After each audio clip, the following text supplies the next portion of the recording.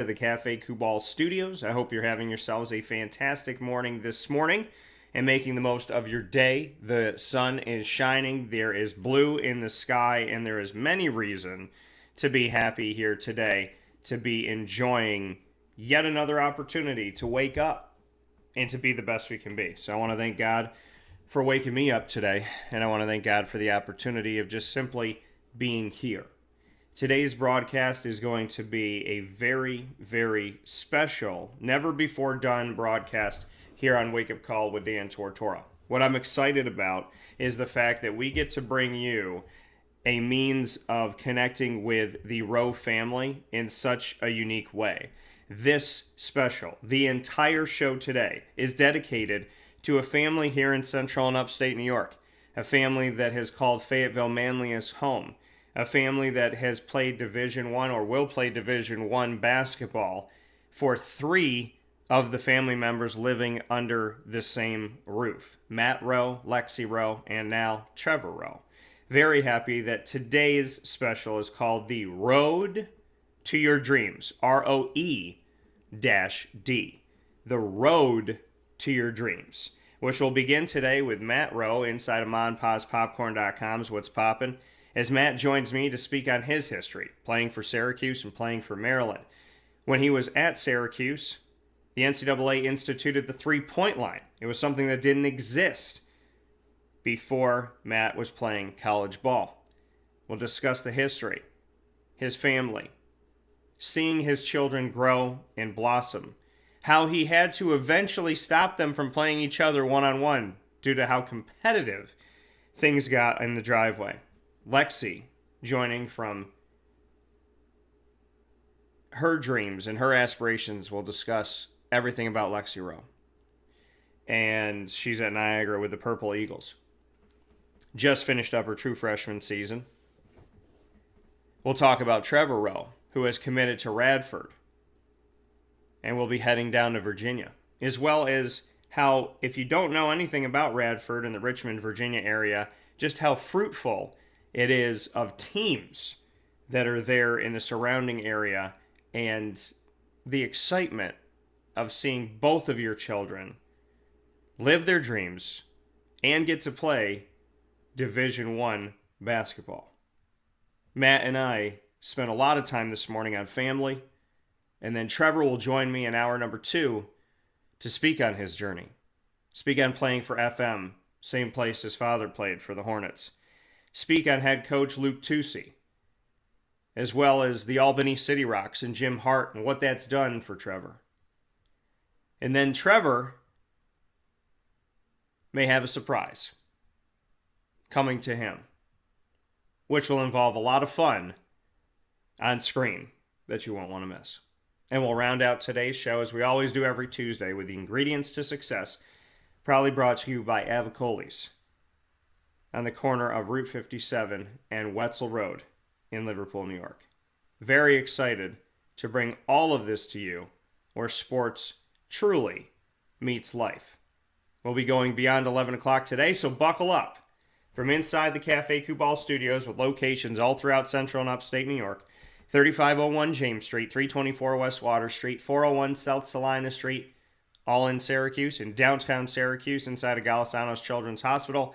Of course, on the corner of Route 11 and Taft Road at Sweetheart Corners in their drive-through location in North Syracuse, and their giant behemoth of a brown stripe building with a double-decker cafe on 343 Fayette Street in Manlius. We look forward to seeing you out at all of the Cafe Kubals. And remember that Wake Up Call with Dan Tortora is not only having Cafe Kubal here every single broadcast as our proud studio partner, but Cafe Kubal is a place that we call home every single month as we bring the show to you at a Cafe Kubal near you. And this month we'll be doing 2 shows on location. So very excited for all of that. Very, very much looking forward to bringing you this very special Roe family takeover called the Road to Your Dreams, as we get to celebrate Trevor Roe's commitment with Father Matt, who also played D1, as I mentioned before, and to spend a lot of time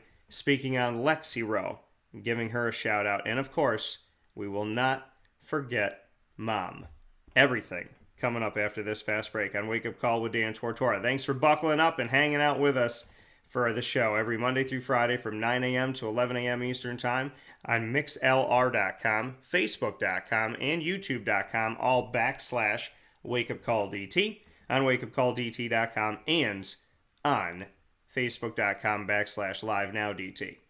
The Roe family takeover happens on Wake Up Call exclusively next. Carvel DeWitt, it's what happy tastes like. Do you know why? Because we make ice cream. Creamy, rich, flavorful ice cream. Not yogurt or iced milk like some of our competitors. Ice cream. Fresh, by hand, daily. For the calorie conscious, we have something new for you. Our new Carvelite. Same great flavor, creaminess, and texture of our regular ice cream with only 35 calories an ounce. So whether you want an ice cream cake, flying saucer, dasher, carvalanche, hard or soft ice cream, we will satisfy your craving with our fresh, handmade regular or new Carvelite ice cream. Carvel DeWitt. It's what happy tastes like.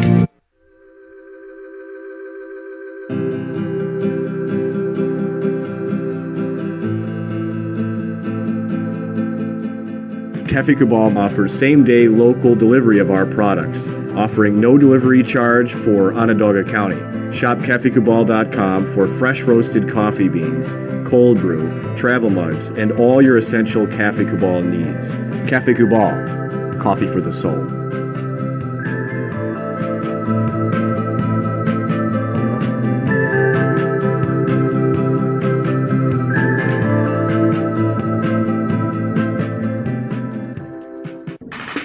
The Wildcat Sports Pub in Camillus, New York is located on 3680 Milton Avenue in the Home Depot Plaza. It is your family-friendly sports bar and restaurant. Folks, some sports bars aren't family-friendly. Some family-friendly restaurants are not sports bars. The Wildcat Sports Pub in Camillus, New York is proud to be both. It is that marriage that you've been looking for years. The Wildcat Sports Pub is your home base for your sports bar and restaurant needs, games for the kids, indoor and outdoor activities, and enough things on the menu to come back every single week and get to try something new. They're open Sundays from noon to 8 p.m., Monday through Wednesday, 11 a.m. to 11 p.m., and Thursday through Saturday from 11 a.m. to midnight. For reservations and party information, call 315-487-2222 for the Wildcat family-friendly sports pub and restaurant.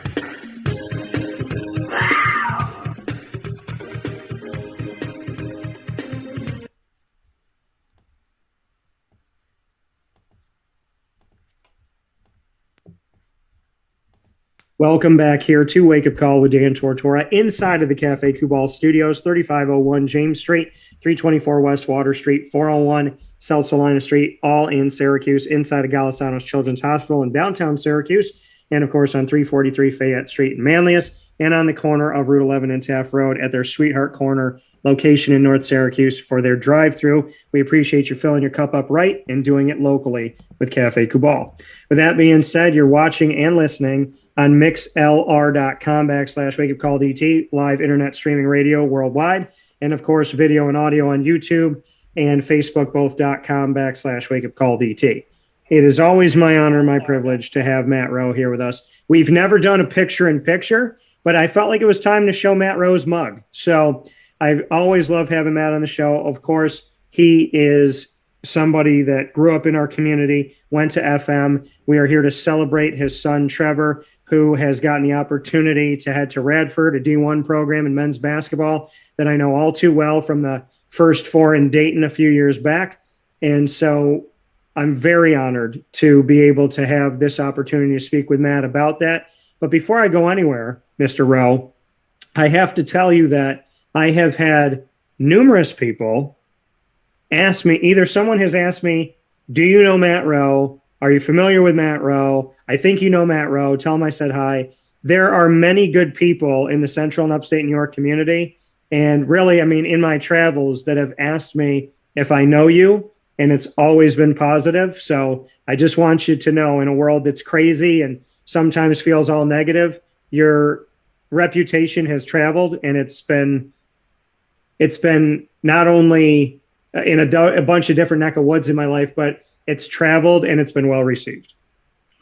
Dan, I appreciate that. I may have paid all those people to ask you to tell you that, but funny, listen to the Cafe Cubal right down the street from me. I'm at 2530 James Street, so we're all in the same Eastwood community, which my office has been for 16 years now. So it's an awesome place.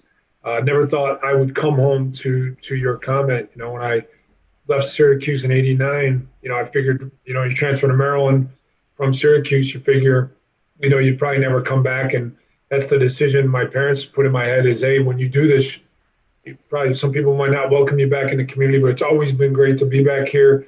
I always get the question, why did you transfer? But it's great. People have been 100% behind my business endeavors as a State Farm agent. And when Trevor did decide to go to Radford, I posted something on Facebook, It Takes a Village. There's so many people, and you always forget some that have helped him from the first time he ever dribbled a basketball till his commitment last week. So it's been an awesome community, an awesome place to live, and the sun is shining in the morning here, so it's a great thing.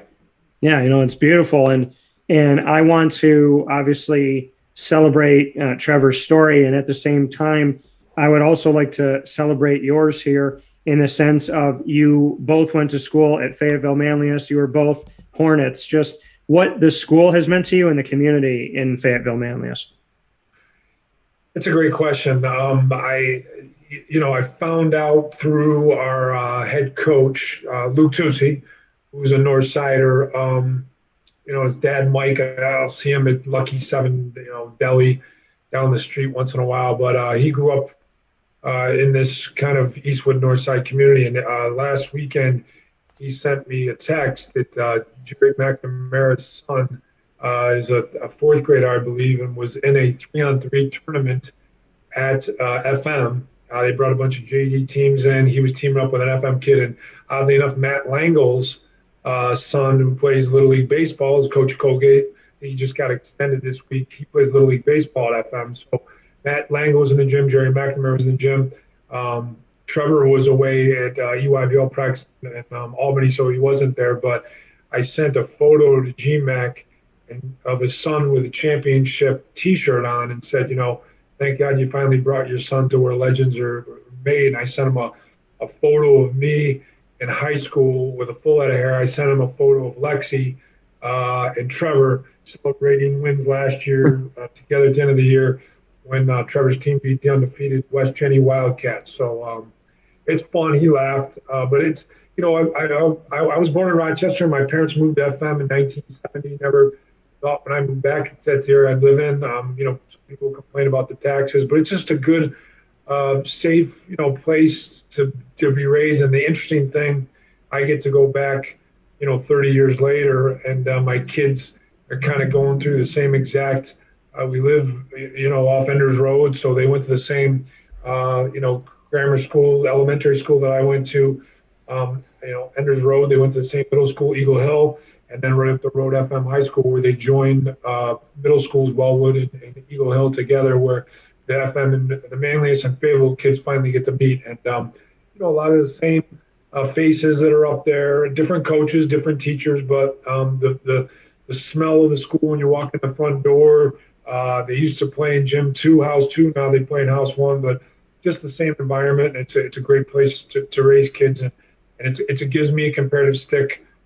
More so for Trevor, making varsity as a freshman. I didn't make it to my sophomore year. I've always told Trevor, as wild as it sounds, he's kind of a year ahead of myself and my development. He's also, 2 or 3 inches taller. So, it's just fun to watch kids excel at academically and athletically at the same place you grew up. You mentioned Luke Tusi, the head coach of the FM Hornets boys basketball team. Just what you could say about the work that he's doing out there, as he has your son and obviously many, sons out there in our community. Well, he was kind of hired as a young kid that was an assistant to, Scott Sugar, the AD, kind of jokes he took a chance on a young kid. It's probably one of the greatest, decisions they made. He coached, under Jason Leone at Oswego State, another local player from the area, and Jason couldn't say enough great things about him. And, they hired him 5 years ago, and it was Trevor's 8th grade year. Trevor came off of being on the modified team for Bill Hill as a seventh grader, seventh, eighth grade. They have two modified teams. And, he got to see Trevor a lot play in open gyms. And really the trailblazer of that program was a guy named Luke Davidson, who I had coached a year older than Trevor. And he brought him up as a freshman. And a lot of parents didn't really understand that. Luke was going to bring up his best players. He put Trevor on JV that year as an eighth grader. But Luke is one of those guys that he really cares about the kids. He has more open gyms than any coach I've ever seen. Even, through the COVID periods, there's always, 2-3 nights a week he's in the gym, and literally there's 20 to 30 kids. Where I think at FM before the big sports, as you know, was lacrosse, football, baseball, basketball was kind of a secondary or third sport for a lot of kids, and he's brought back the interest. A lot of kids, he never cut any of the kids that made the teams that, might have been juniors or seniors that, younger kids were playing ahead of him. He always honored that and honored the families. And I think he treats kids with a lot of respect, and they work hard for him, and he's put in his system, and they play hard. But at times, they've had some tough losses to Liverpool's and Jenny's. And, it's just, I think the toughest loss for FM is this year in the semis at OCC, up 8 with 3 minutes to go on Jenny, and, up 3 with 8 seconds to go and 4 seconds to go, and couldn't get the ball in bounds. And, we end up losing at the buzzer. But this program's come leaps and bounds through him. They were in last place most of the time in AA. And to me, they were legitimately, one of the top 2 or 3 teams, and, beat CBA at CBA. So they've turned the corner.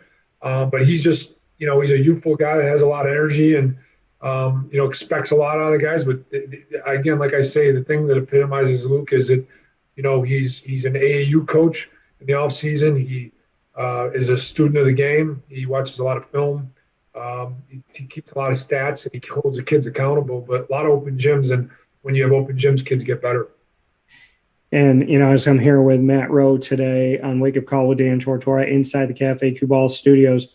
Matt, what has been your advice to Trevor and Lexie as, they've come up and I got to tell you, I'm not a father yet to a human. I have my dog, Lily, and she is more human. I will tell you, I think she's smarter and kinder than most, but you being a dad, you got to play the game that you love.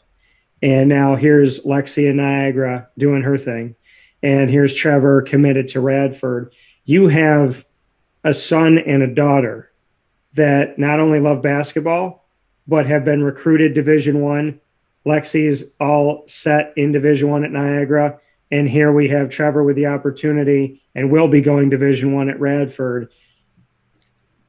What world do you live in your mind and your heart to be able to live your dream and then get to see the game that you love through the eyes of being a father as your kids are now living their dreams and paving their own way?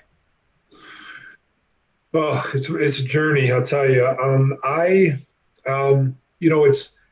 It's funny when some of your friends may ask you, what part of the scholarship, what do they get when they go to college? First and foremost, when you play Division I, unless you go to an Ivy League school, as you probably know, it's full. You don't pay a dime. I think I maybe paid $20 at Niagara for a orientation meals class for Lexie in the fall coming into Niagara.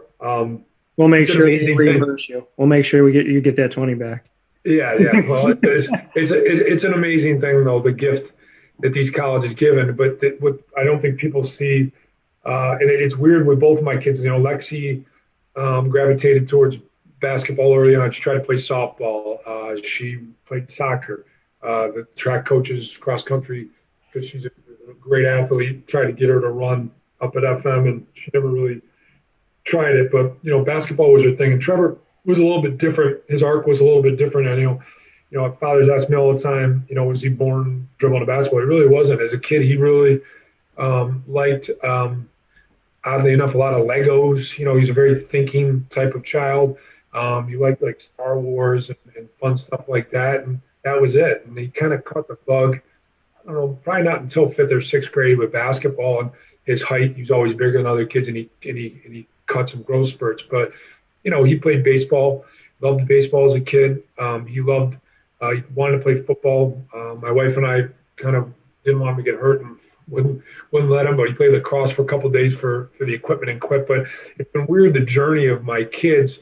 But, it's almost like you try to tell them, and I tell them all the time, whether right, wrong, or different, everything, I'm speaking to you now is I've met people through my life through basketball. I met my wife through basketball. I have this job through basketball playing at the downtown Y with a Manly Estate Farm agent, Tom Salzberg. You get introduced to different people. My first job after playing in Europe for 7 years was coaching at Fairfield through Tim O'Toole. I met Tim O'Toole. He's a Syracuse assistant through Bayham and Coach K. And I met him through Mike Hopkins, solidified that relationship. So, a lot of the things I tell my kids is, you try to prepare your kids. You try to give them, obviously, a lot of love. You try to protect them. You feed them. You put shelter over their head. But, it's weird once Lexie got to Niagara last year, and I told this to Jada Pierce, the head coach at Niagara, and the staff the day we left. I said, you know what? She's all yours now. We've gotten her to this age, and now it's your extension of our family, and you're her new family. And now it's on you. And at that point, you hope that you've ingrained in them to be a genuine person, to the golden rule, treat others how you want to be treated, and have a work ethic. And Trevor is mature for his age. He's 17 years old, and when I hand him off to Darius Nichols and his staff, as his brother Shane is the associate head coach, I'm going to tell him the same thing. We got him to here. Now it's your turn to take over. But it's so cool to watch them. There's a lot of anxiety as a parent in today's sports, and you try to bite your tongue at certain things. But the only thing you can do is have them wake up every day and give an honest effort. And my dad used to always tell me a couple things, besides make your vocation your vacation. But I've always believed, and I tell my kids, you win most days is just the battle of, getting up, get up, dress, and show up. Get dressed and show up. And if you can do those three things, get yourself out of bed, get to school, get to class, get to practice, put in the extra work, and you'll beat 80% of the people out there, because a lot of the people have every excuse of not wanting to show up and put in the work. And that's really the proud moment for me as a parent, is to see the happiness in them when the recruitment process, and to find a place that the light bulb goes off in their head, and they're going to be safe. I'll never forget the first call I got from Lexie, or a text, when she went to workouts in the summer at Niagara, and just said, "Hey, listen, Mom and Dad, this is a special place for me. This is where I know I should be here. I really like my teammates. Went out to lunch with them, playing basketball. I love the campus." And that's when your heart is like, all the work paid off. And that's the thing, is that it has to be so rewarding and so amazing. I mean, your job as a parent, right, is to protect them. It's to raise them the best you can, give them a good roof over their head, try to keep them in a good neighborhood, try and keep them safe, teach them the things so that they can be safe on their own. We all want the same stuff, right? Shelter, clothing, food, safety, and a good education, and for them to live their dreams. I love what you said when you talked about making your vocation your vacation, because I remember being in the Chicago airport a few years ago, and I saw these people dressed in suits. And not that I don't dress in a suit, and but I saw, what was the stereotypical, Wall Street, whatever.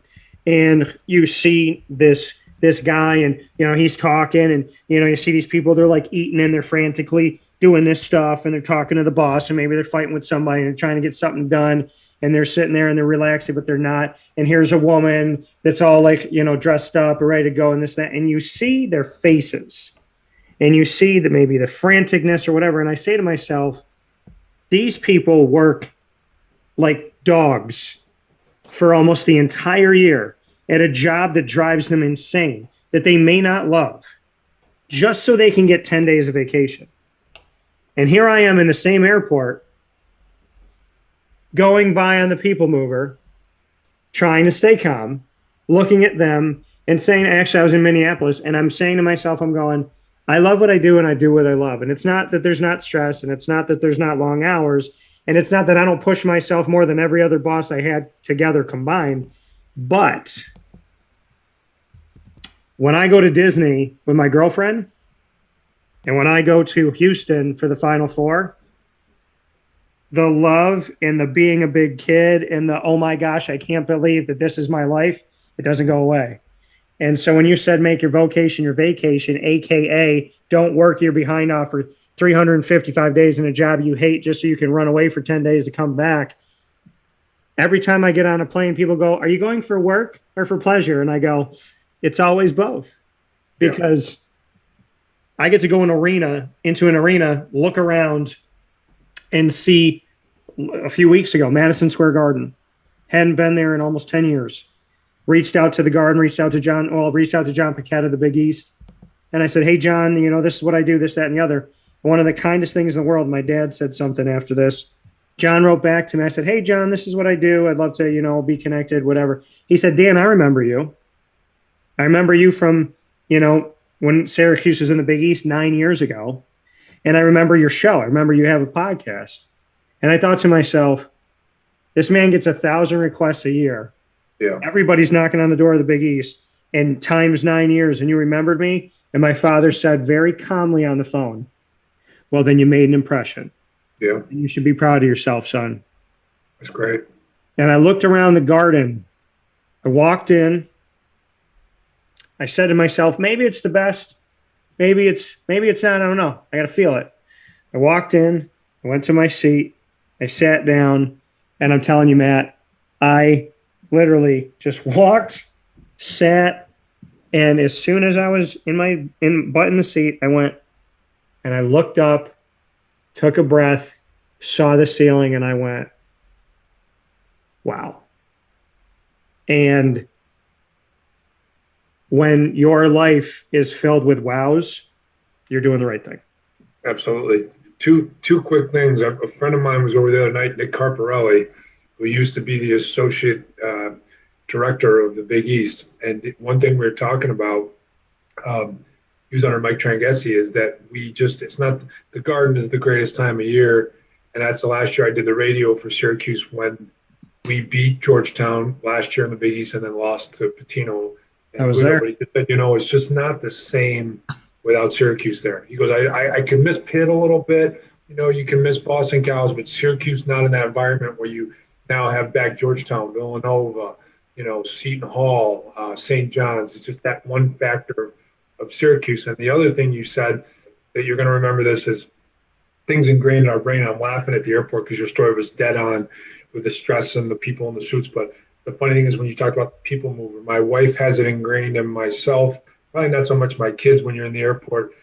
Never take escalators and people movers. Get your butt exercising and walk. Yeah, and you don't remember that. People look at me like I'm crazy. I'm in a hotel and they're like the elevator. I'm like, I'll take the stairs. It's always like a mini workout for me. But so she has that in my brain too. Yeah, and it's just, and to me, and that was such a huge part of my life as well. All through everything with COVID, really from the beginning of it was to, healthy body, healthy mind, healthy mind, healthy body. And I went through some stuff inside of personally with family and whatnot last year. And so that caused some stress and I wasn't getting out as much.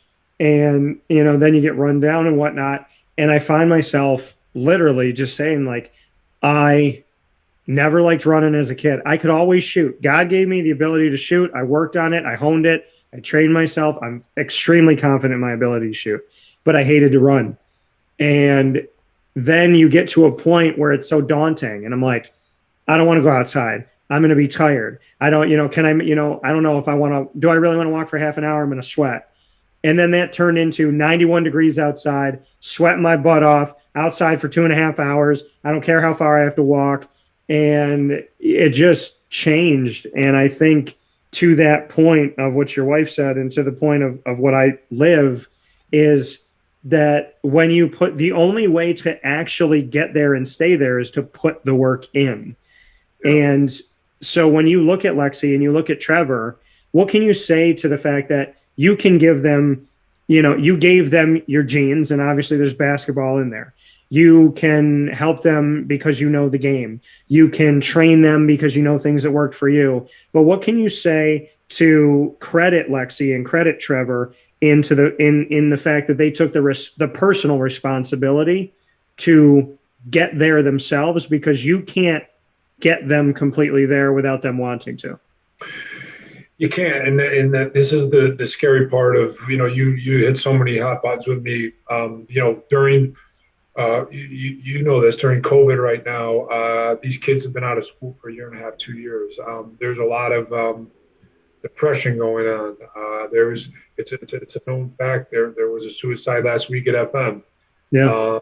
And it's, there's a lot going on with these kids. So my thing to parents is, the first question, they might think we're running a 24/7 workout. My kids, I always told them, listen, I will do anything for you if you want to get there. My daughter at times listened to me more. Trevor, even to this day with his jump shot, I think he shoots it a little bit farther left than he is, but he's comfortable with it. I let it go. Or you can't. My point to parents is you can't push these kids. They've got to want it. If you force things on parents, your kids are going to be either depressed, revolt, or they're going to be miserable their whole lives. So, I can show them. You can, the old saying, you can lead a horse to water, you can't make them drink. I think that they just bought in, and I don't spend a ridiculous amount of time with them at gyms. We may shoot a couple days a week. We go to the Y, we go to Pleasant Street. A friend of mine, Sean McQuaid, has a gym in Janesville. I mean, we'll hit, 1 or 2 times a week, but really a lot of times you said it, you look like you got in great shape as they're outside in the summer when most kids are on their PlayStations and phones, and they're out there jumping rope or dribbling the basketball. And a lot of times they'd play one-on-one, and I had to stop it because it got so competitive. My dad would always be like, well, this is kind of like Reggie Miller and Cheryl Miller in the driveway going at it. But they get in fights. It was, I stopped them playing one-on-one about 4 years ago. Lexie would always kind of dominate the games, and then Trevor just got physically taller and bigger and could block her shot, and it wasn't fair. And he was starting to back her down. I just said, guys, it's done. We're not. You can shoot together, you can work out together. You just can't play one-on-one. So they to answer your question, they've kind of taken it on. They've they know what it takes, I think, to be successful. I think college was a big eye-opener for Lexie this year. You go in as a freshman, not a lot of freshmen played in the MAC, and she got limited time and upset. But, I always told her, look at, my freshman year, I tried to relate stories with them. We went to Indiana. We lost to Keith Smart. A lot of people probably wouldn't know this unless you look up stats. I was probably the 12th or 13th man on that team. I had to fight every day to get into practice. I was like a walk-on, really, on the third team, if there was one, on a scout team. And the next year, the next 2 years, that summer, I worked out with Leo Rounds. I got up every day. I ran in the morning. I lifted with him. I shot in the gym at Most Holy Rosary. I played one-on-one with him for hours at the Y at Most Holy Rosary. And I went at night and played with the guys at Syracuse at camp or at Manly, but that was only a workout in the day. I had already gotten 2-3 workouts in before they even thought about touching a ball. So that's what it takes. They know that. And I tell them all the time, hard work's rewarded. You want to put in the work.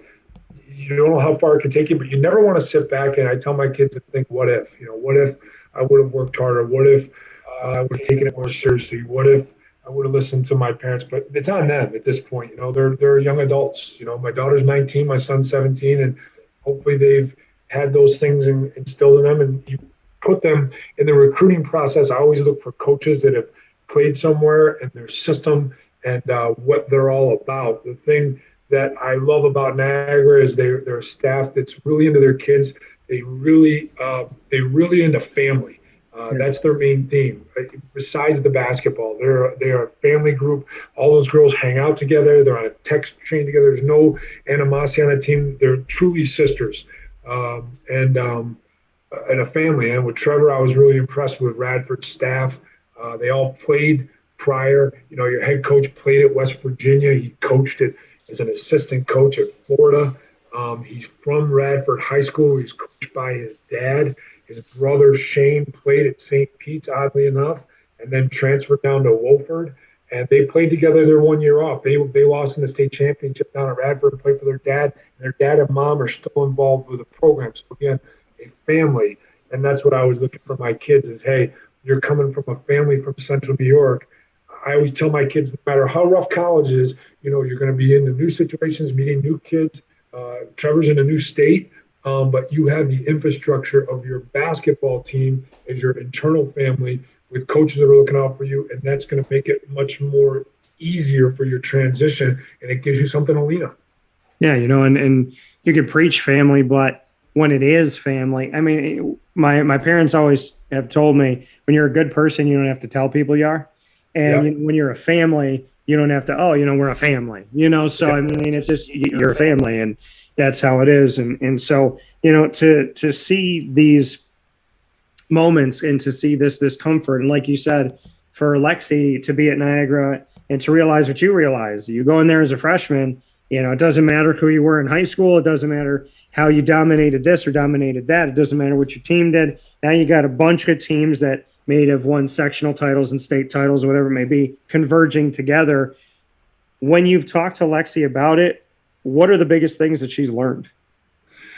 Well, she's learned that, it's a, college, she was always one of those girls who thought she has a great motor. She could get by. She always would run. But I think the biggest problem she hit her freshman year is they were running a lot on turf early, and probably her body wasn't used to it. She got shin splints.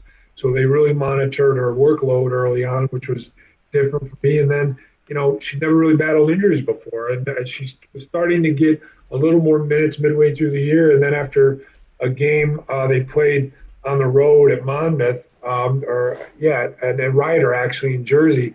They had a 3-game road trip that was scheduled due to a makeup game with COVID, and they were on their way to Manhattan and up to Quinnipiac. She got hit with a ball in practice and was in concussion protocol for about 2 weeks. So that was different for her. But her biggest takeaways is it's a stronger game.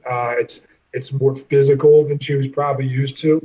And here's the hardest part for kids, and no one gets this, is that, no matter who you are, unless I think you're the elite of the elite, or McDonald's All-American, maybe even a Brianna Stewart, or, you're going to go into a situation where you are used to getting 20 shots a game. And just like you said, most of her teammates, they played for I-90 Elite AAU. They've won state championships. You're all of a sudden going down to maybe you get 2, 3, 4 shots, maybe maximum. It's your first few years, 8 shots a game. You're not getting a lot of, the minutes you're used to and the shots you're used to, and that's hard to adjust to. So that was probably her biggest takeaways. And I think if, she was very honest with herself that, maybe she could have, worked a little bit harder in the season leading up to it. And right now is where she's going to have to make an adjustment of, in this spring and in the summer. And then they bring them in for summer school in June and July, of really using this season as almost your sophomore season. Workouts on your own, shooting at night on a shooting gun at the gym in Gallagher at Niagara, and making it coming in when you report come September. It's almost like you're now a junior. And that's what her biggest takeaway is for. Also, the independence and the workload. She's used to her parents getting you up at 7 in the morning, 6:30 in the morning out the door, to school. You got to get up on your own. They set your schedule, but you can't miss things. Some of her teammates were left behind on some road trips because they weren't going to class. It's a full-time job, Division I level. A lot of people don't understand that. It's not, you're not on intramurals, you're not on a rec. It's not a hobby. They're paying you your full tuition, room and board, and all your travel expenses and getting the gear that these kids love. But it's a full-time job. It's not a handout that, hey, thanks for having a great high school. You got to come and earn it. And a coach's job, this, is not to be everybody's friend. They got to win ball games, and if they don't have a job.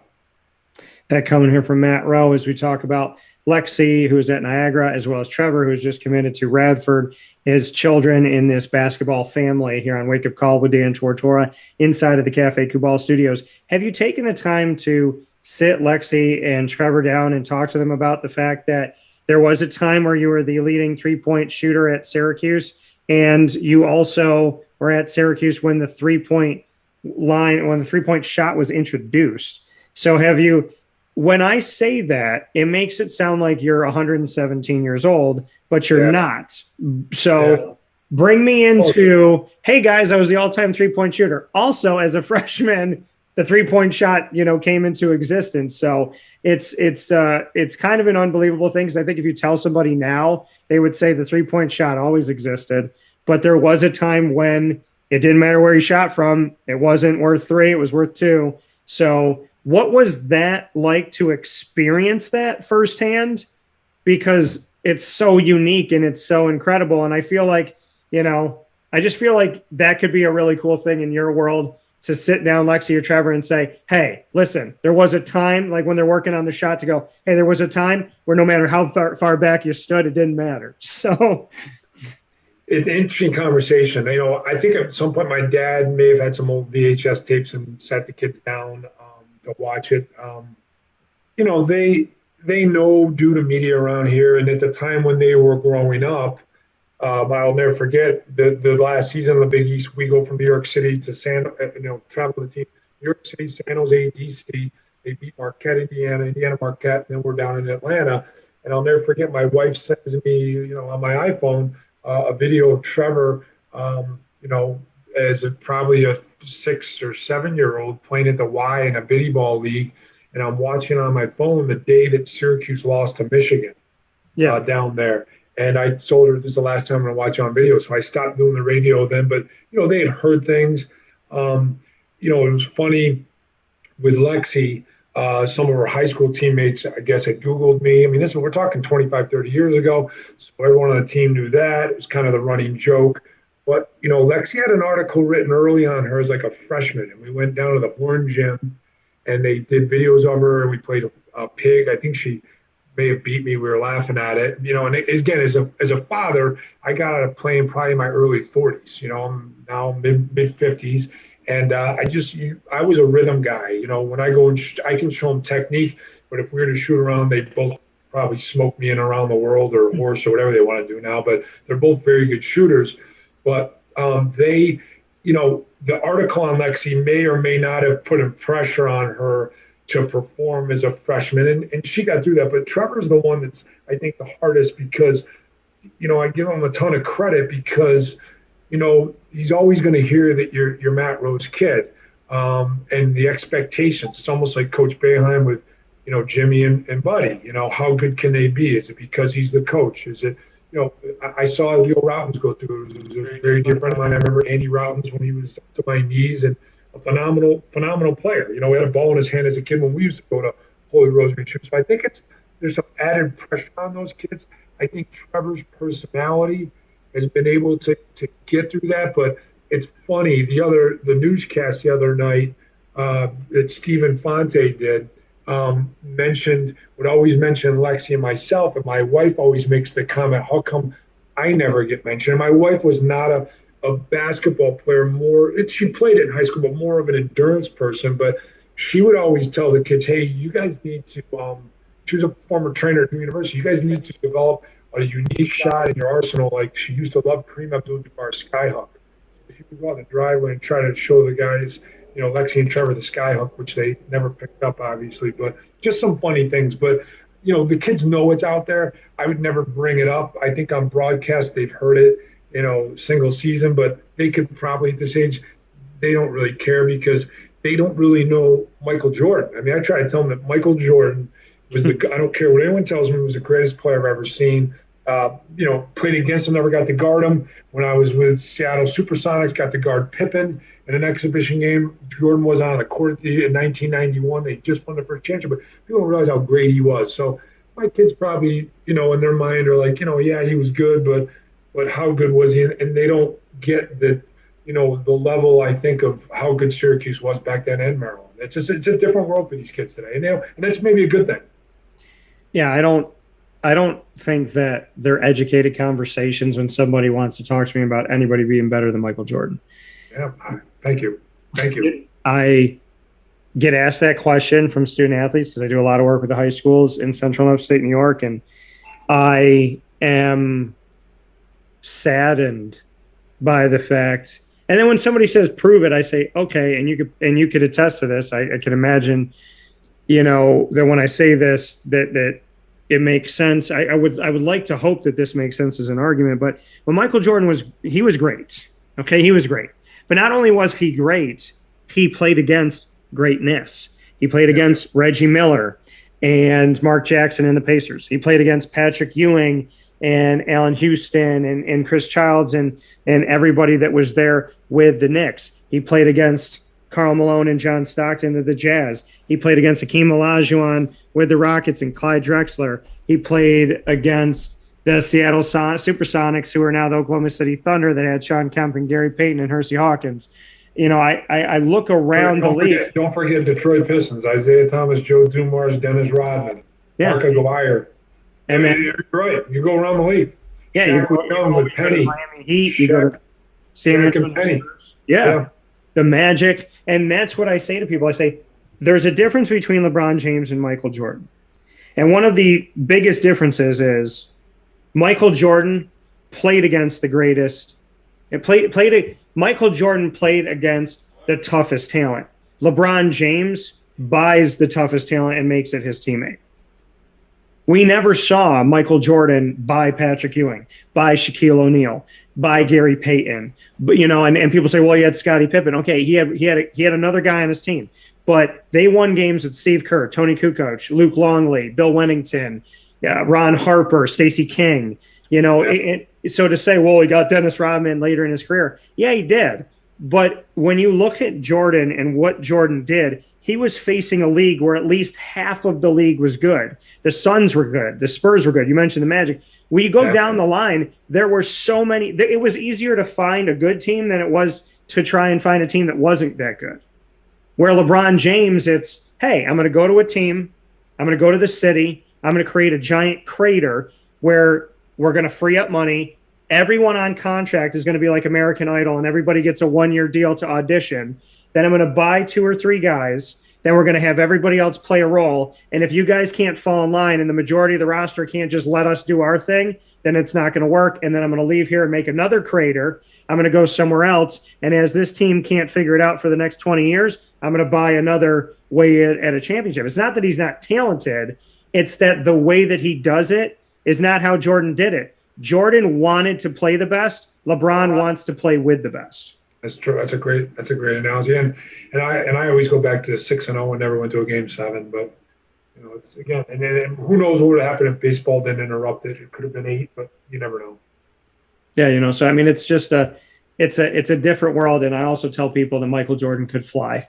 So we know that man could hang in the air. So as we look to Trevor and we look to him committing to Radford, he averaged a double-double this past season. And when we look at, just his numbers, the raw data of it all, from last season to this season, his 2-pointers increased by more than double. His 3-pointers increased by more than double. We look at his total points at over 400, over 220 rebounds. He had 30 assists. He had 23 blocks. This is a season where he took all of his production and doubled it, raised it, pushed it, and he still has more time. So what was it from, and I know obviously COVID's made everything strange in and of itself, but from 2021 to 21-22, through your eyes, what did Trevor do? What happened with maybe work ethic or something he added in, or an element to his game, or he just got stronger in the weight room?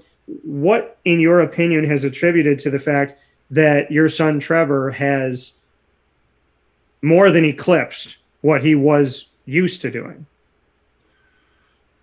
It's an interesting arc. You nailed a lot of numbers, and I knew, part of the reason today it's totally different with analytics is, the 3-point shots become huge. But like when I was at Syracuse, my biggest thing was I didn't think I could get drafted because I averaged 10 or 11, and they look for shooting guards, maybe average 16, 17. But maybe, you look at somebody like a Duncan Robinson that goes Division III to Michigan, and he only averaged, I looked at his stats, 9, 10, 11 a game is 3 years at Michigan. Yeah. If you're a part of a winning team, Syracuse team when I left with Coleman, Stevie, Billy Owens, that's a chance, a team that could have won it all. And who knows, with a role player on that team. But Trevor's weird arc is that seventh grade year modified. They don't keep stats, but he was a role player on that team. In eighth grade, he never started on JV. So ninth grade, he played a quarter and a half for Luke Tusi at FM. But the funny thing, if you look at his stats, and some of it's, I'm looking at averages, not total points, because COVID year season was cut in half last year. Yeah. But he went from averaging he's increased his point per game, and not that points are everything, and rebounds. His points per game have increased every year by 7. I mean, he was averaging 4 as a freshman, 11 as a sophomore, 18 as a junior. I'm not saying he's going to average 25 next year, but his biggest thing was his body.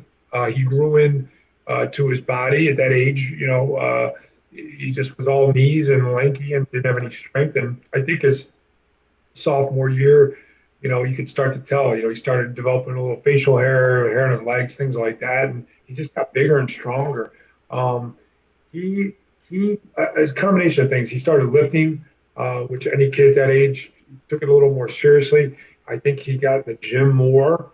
He saw what his sister was doing and the accolades she was getting, and through hard work, and that rubbed off on him. And I think the big piece has been really the City Rocks. When you play for a team, Jim Hart runs Albany City Rocks. They're an EYBL team.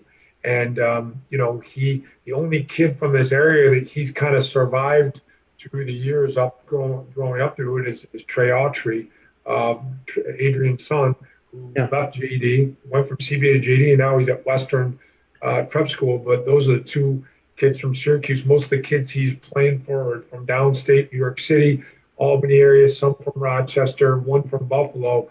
But they're starting to bring in kids this year. One's from North Carolina, and one's from Massachusetts. So they practice 3 times a week, but only Saturday, Sunday. They bring them in Saturday. They stay at a hotel. They practice Sunday at Green Tech. Green Tech is a high school that knocked Liverpool out of the one game before the Final Four. And it's a great gym in there. It's very loud. Their practices are very intense. And it's just a competition. I think the last 3 years there has really elevated his game. And this in his life, it's, what we all do for a living is confidence. I think he's really bought into himself and getting better. And I think that's been his biggest leap. And believe me, the first, text talking with his high school coach, now that he's kind of committed, is, just being honest as a parent, I said, look at, these are 4 or 5 things I saw throughout the year that I want you to hold him accountable for next year. More defensive intensity, maybe trying to guard the other team's best player, being more vocal, being a leader, which he's a captain last year. He's tried to do it, but just being more vocal on the court. Yeah. And I think, for him, some next level stuff. Yeah, he can dunk and make layups, and he's 3 or 4 inches taller than most people who make threes, but where's that in-between game? And, using his head fake and getting to that mid-range game, and, just playing an overall game, playing all the time, trying to go out and maybe get 15 rebounds a game instead of 10 or 11, and being active. And if you can't, teams are double teaming you, become a better passer. There's all little things he can do that are going to prepare him for his freshman year. That's the biggest leap that all these kids take. And when you go from, I don't care if you come from prep school, high school, you go to college, it's just a different game. You're playing, especially with the transfer portal, you're playing with kids that are 22, 23, 24 years old. They're men. That's you got to get used to that pace of game and the athleticism and the strength. Yeah, when we look at Radford, a little background here for Radford University. They're out in Virginia, and look at Radford, and they play in the Big South. A conference that I've gotten to speak with the head of that, the commissioner of the Big South, and I love. First and foremost, I told them this. I said, I like the new logo. I said I need to shamelessly wear some of that gear. So I put them on alert for that. But, we look at the fact that, the teams that they have Campbell, Charleston, Southern, Gardner-Webb, Hampton, High Point, Longwood, North Carolina A&T, Presbyterian, UNC Asheville, USC Upstate, and Winthrop, including with Radford. And then you have some other schools that are connected as partial members with women's lacrosse for some of the schools like Wofford, Mercer, and Furman, and for football, Robert Morris. So what do you think about the Big South and also about the fact that, Lexie is not that far away, a couple hours, where, we're going to have Trevor down in the state of Virginia. It's definitely going to be an adjustment. It's so crazy with, the ESPN app and watching games. In the beginning, when Lexie went to Niagara, we try to go to every game, and it gets tough, even though it's, 2.5 hours, 2 3/4, you leave in the afternoon here, you go to a game, you don't get home till midnight or 1, and you're back at work the next day, and you kind of lose track of what days it is during the week. So as that season went on, we try to pick and choose maybe one game a week going there, but you can catch all the games on TV, and we kind of got used to that through streaming with COVID, right? When AAU events didn't pick up, a lot of parents weren't allowed in gyms. You're streaming games, which is great. As far as Trevor in Virginia, it'll be definitely an adjustment. It's a 9-hour, 8.5-hour drive door to door. The great thing is for him is it's right down 81. You get right off of, you don't have to deal with the Beltway in DC. You kind of go straight down, straight shot. You get off the exit of Radford. It's 4 minutes off 81. The beautiful thing for him, too, is that Radford doesn't have football. He's literally a 10-minute drive from Blacksburg, Virginia Tech. So you have the huge, huge campus. They kind of share a lot of things in between with eateries and, different, cinemas, movie theaters, all that stuff in between them. And then, their campus, and I say is smaller. I was really shocked when we went down there and visited how beautiful the campus is. There's 10,000 students. Reminded me of that, that whole colonial brick of Virginia of a combination of UVA and University of Maryland. Just had that vibe of that campus. It's not really an urban campus. There's outlying areas with all the things that students would want, eateries around it, and sports bars and all that great stuff. But really cool gem of a place. One thing that I was told prior to it, and I brought up to the head coach, and he's like, I'm going to use this. Dare said, I'm going to use this for my recruiting visits, is there's only 2 on-campus dome facilities in the United States, Carrier Dome and the Dedman Center at Radford. It's an older building, but it has a dome roof, and you never really saw it on TV, but it was really cool. Once we knew that they were recruiting Trevor, we watched a lot of games on ESPN, a lot of Big South games, and kind of got ourselves familiar with the conference. It's a very, it's definitely a great mid-major Division I conference, very competitive, very athletic, some really cool teams in it that like to play up-tempo. And most of the teams, as this, we can thank Steph Curry for this, a lot of teams in the country really are trying to utilize the three-point line to, negate some deficiency they may or may not have down low or with athleticism. And that's kind of the cool part for Trevor is that, Radford, when they recruit him, saying, listen, we kind of play positionless through the 2, 3, 4 positions, and we're not going to label you as any of those, but you can run and you can shoot, and that's what we're looking for. And that was really the kind of thing I think that struck Trevor when Coach Nichols was recruiting him. Well, and I think it's crazy. I mean, you think about Radford and where Radford University is, as we talk about it here, Richmond, Virginia. I was just in Richmond, Virginia a short while ago, and I never knew if I was going to make the trip from Syracuse to Florida. And my best friend was living up here for a few months, Evan, and so we're like brothers. And he said, I got to come up and get my stuff, and I'm going to drive it down. And I said, well, I'll drive with you. And so we made the trek from Syracuse, New York, and then he brought me down to Jacksonville. I took a plane back home. He continued to Orlando, but we went through Richmond, Virginia. So not only, you brought up Virginia Tech and Blacksburg, but you got VCU, Virginia Commonwealth right there. You got the University of Richmond.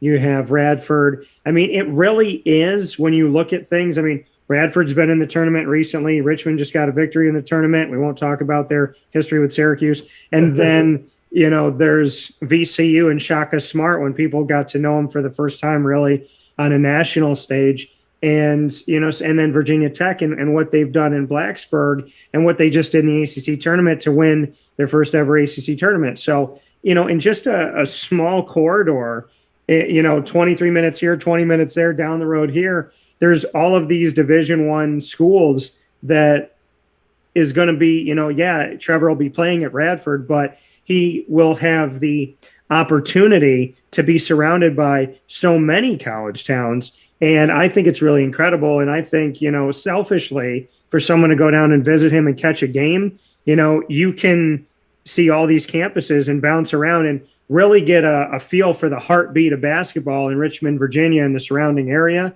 in the state of Virginia just by being in that area. You don't realize, as kids, and you said it, we used to drive every year down to Florida, and you'd have the AAA truck tickets, and you get through, you're usually going down 81, but, you kind of know when you get through Pennsylvania, what you don't realize, and you're always worried about south of the border, let's get to, where the fireworks are and things like that, and then you think you're almost there, just Georgia, Florida left, but Virginia is kind of a long state. You don't realize it's a narrow state, but when you drive through, it's very long, and to your point, Mike Roe was a friend of mine. We had the same agent who's the coach at VCU. You drive through James Madison to get there, the northern part of Virginia. You also have George Mason. You have University of Virginia. I mean, there's some great basketball schools in Vermont, but it's kind of cool as you make the drive, especially this time of year of, all the cherry blossom trees when you've gone through DC on the way, but just everything's kind of starting to bloom down there with the weather where, we came back to the snow here this week, but it's just a cool state. Climate's a little bit nicer, but just a good, kind of an epicenter for college basketball. And then Radford's right on that border of North Carolina. And North Carolina takes on a whole different, animal with college basketball there. But just a really cool area, and you're kind of, somewhat close to DC and the capital, and it's going to be a really exciting time, I think, Trevor. Yeah, I mean, you think about UNC Chapel Hill. I mean, you just look in that area. You got UNC Chapel Hill, and then you got Duke, and then you have NC State, and you have Wake Forest, and you have UNC Wilmington, UNC Asheville. Wilmington, shout out to them, just won the CBI tournament on the men's side of things. So all of that, including all the places that we talked about, plus, like you said, James Madison and George Mason and Virginia. I mean, in all honesty, for basketball just fans, which I feel like you got to be first at the basis of everything, I'm sitting here talking with you about it, looking at the map, realizing things I didn't realize before, and then saying to myself, do we do a thing with Matt Roe where you and I jump in a car and we just bounce to a bunch of different colleges and universities and just take in the atmosphere, and arguably could be in like 6 places in a day or two? I think that would be one of the coolest road trips that could ever be a show, is, you and I on the road in that area, because we would be incredibly spoiled. And to the people watching and listening, they'd be like, wow, they did this for us to show us all these things. And we'd be like, yeah, sure. But all for us though, also. So we got to make sure Trevor's enrolled so we'll be able to hit Radford. So that would crazy. The weird thing that people with him committing, everyone's like, well, he's there next year. We've got another 15 months. He signs his letter of intent in November, but it's another 15 months until empty nest and Trevor's out the door. Yeah, and that's the good thing. And as I said about Radford with the Highlanders, that I got to experience them firsthand in the first 4 in Dayton, Ohio, and to interview the team, and that was so much fun that things like the NCAA tournament allow somebody like myself and yourself to branch out and to see all these teams. And once you cover them and you're watching them, then you want to look up, where are they from? What are they about? What's their record been? What are they doing? What conference? And as you learn about these schools and make your universe smaller, it's so cool, because one of my favorite times of ever covering the tournament, people would say, oh, it's probably the national championship, Final Four, Syracuse in the Final Four. Those are all great. Absolutely. But the first 4 in Dayton, Ohio was one of my favorite things to do in 2016. And I think it was it was 2018, I think. And, when St. Bonnie's was there, and I'm in the St. Bonnie's locker room, and I told the head coach, I'm like, I've always wanted to interview you guys. I've always wanted to be around you. And he puts his arm around me, and he goes, well, you're an honorary Bonnie now. And then I get to see Radford, and I just remember, like, they fought their butts off. They're dunking the ball. Like, they're throwing it home. They're tenacious. They're big. They're fierce. Like, there were, like, Radford, I remember for rocking the rim, just being that team that was going to give you some good dunks. And then St. Bonnie's, their fans travel well and all that. And then you have Syracuse, and I know the history of my hometown. And you're just looking around the room, and Texas Southern was there, and, they make it to the tournament now. And it's just awesome. And I don't think people get it, that you can't be closed-minded when there's 350 plus schools. So, seeing that he's made the commitment to Radford, I know I'm going to talk to Trevor about it, but what did he say to you about why in a world of 300 plus and anywhere that he could maybe push for, get a tape out to, and obviously you got to get recruited, but in this wide open world of all these schools across 50 states and of the schools that were interested in him and of all of these schools within the area, why did Radford speak to him? What did he say to you about that?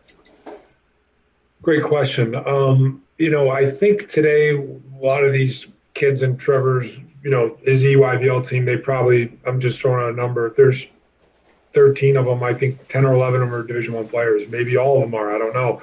But I think with this time of COVID, you just mentioned 363 teams. Okay, so let's just say every team has 3 scholarships. Well, the portal, I don't know if you've been watching it. It's like the stock market. It's up close to over 900 kids.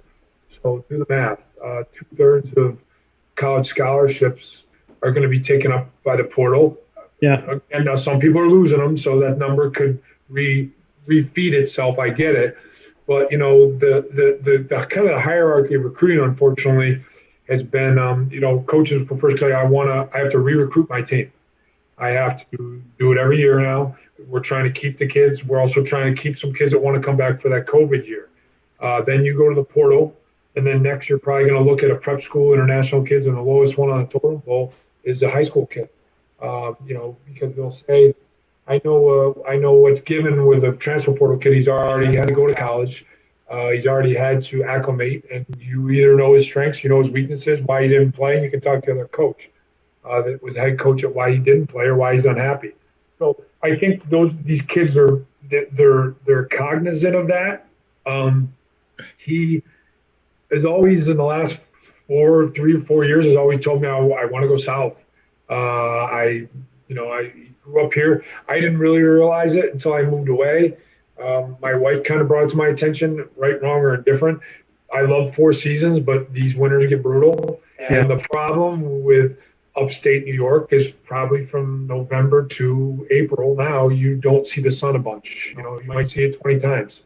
We're overcast. So, vitamin D deficiency can weigh on you. But I think Trevor's always been like, I want a little warmer weather. And what's interesting is a lot of the teams that were recruiting him in New York, he worked out he's been to the elite camp at Colgate.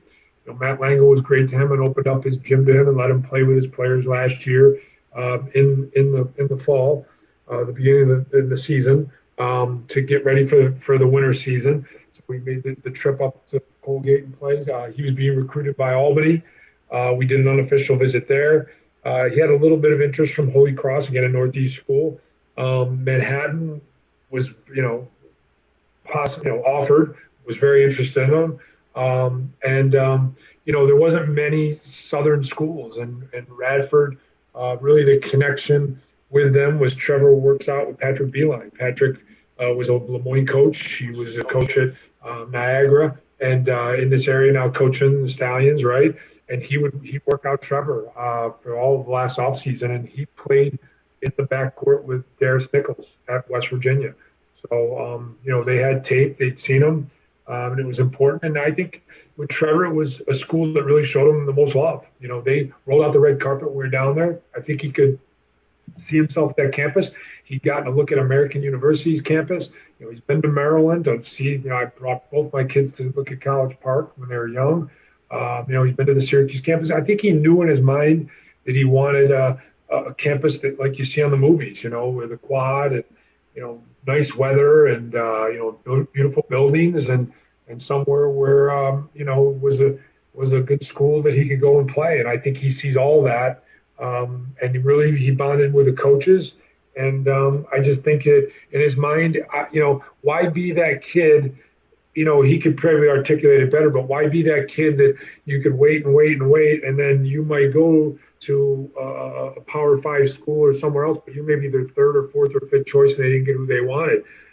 Then you're recruited over the next year. So I think that there was a need there for a player like him, for his skill set, and now it's on him, to go and carve out his own identity. And I respect his decision.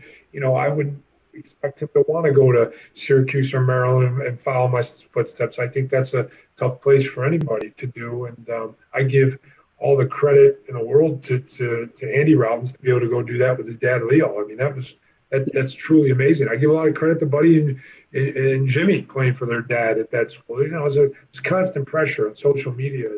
Everybody's a naysayer, and, you know, the negativity of just, you know, people that may be jealous and whatever. And I think with Trevor, he just wanted to do his own thing and be his own man. And I think in his mind, he knew within maybe 2 hours on that campus, 3 hours, that this is my home. This is where I can see myself. You know, and you brought it up. I mean, you said it. I mean, Buddy, top 20 players all time in Syracuse basketball history. And then you look at Jimmy, and I told Jimmy, and I said this repeatedly during the season, I think he's hands down one of the most fundamental basketball players Syracuse has seen in a decade, that actually just fundamentally knew the game. But you think about it, when you play in the Ivy League and you play for Cornell, and you have to, I think he learned how to outsmart certain things. And he said it to me. I mean, and we'll have a special coming up here on Wake Up Call very soon where, you know, Jimmy and I are going to talk about the fact of how he said, listen, they're bigger than me. If I try to just go one for one, they're going to block my shot every time. So he had to learn. And I watched his game, and I watched his timing, and I watched just how he went about what he went about, and how many dribbles does he take against this team and this defender, and then go up for that baby hook. He got smart. And, you know, and I think, I mean, he had the best game of his collegiate career in the last game of his collegiate career. So, you know, I think they definitely handled it well. I love that Buddy likes to throw in there for the last couple of years here. Hey, they still think I don't deserve to be here. Hey, they still think I'm not that good. Yeah. So, you know, I mean, like you said, with Trevor, there's going to be a comparison. You know, you left and transferred out way before the transfer portal existed, and you go to Maryland and whatnot and this and that. So, I mean, there's always going to be talk and conversation, but ultimately it's his dream. It's Lexie's dream. It's what they want. And if you chase your dreams in this world, Matt, you and I both know it, especially when you work for yourself. Everyone and anyone, it feels like sometimes, has an opinion about what you do. And I would tell Trevor, in the basketball terminology, I would say, all right, Trevor, listen, most stadiums have what? Let's say 20,000 seats. Okay. There's 10 players on the court, 20,000 people sitting and watching. In the game of life, I believe that percentage is the same. 10 of us are on the court playing the game. 20,000 people are saying that they could do it better. I'd rather be on the court living my dreams and busting my butt than drinking a beer and shoving popcorn in my face saying that I could be good while I'm sitting there in my seat taking popcorn out of my beer belly while I watch a player that, if I got on that court, I'd pass out. And I'm not saying me personally, I'm saying that person. Yeah, but understood. In my world, I believe that. I'm on the court of life. I'm on the field of life. You can sit in the stands and listen. Sometimes, yeah, your 70,000 voices get annoying, but ultimately, you're sitting and watching. I'm playing. If you want to come down here and play the game, go right ahead. But most people say, I can do this. I'm one of those people that will go out and actually do it. So to Trevor, you don't have to be Matt Roe. You don't have to be Michael Jordan. You don't have to be Buddy Boeheim. You don't have to be Jerry McNamara. You don't have to be Patrick Ewing. You don't have to be anybody. You have to be Trevor. And when you know that those voices may love you, they may hate you, or it may be a mixed bag, hey, guess what? If you're living your dreams, outside noise by definition belongs outside. It's a great point. And it's funny, I've had this conversation with both Jada Pierce and last week with Coach Nichols, is that I just told him, look, you're getting two kids, hand it off, but I'm going to tell you, they're not going to complain. They're low maintenance, and they're not going to be in the portal. These kids today, if something goes wrong, and I think it goes back to maybe Little League participation trophies. My kids, the coach, I got a coach for me. He's a new AAU team. He's a new teacher. I tell the same thing to the guidance counselors and teachers at FM calls. If my kids act up, I want to know you're an extension of us. I think everyone today blames teachers, parents, they're blaming their coaches. Teachers, never their fault. You got to look in the mirror. And I told Like, is there a reason we're not playing? Figure it out. Go ask the coach. Tell them what I got to get better. And I think that's the problem with today's kids, and that generation. I'm not saying we were perfect, but I would be floored if my kids are ever in a transfer portal. The only reason they would is if the coach maybe left and asked them, "Hey, come with me." I mean, you pick the school, figure it out.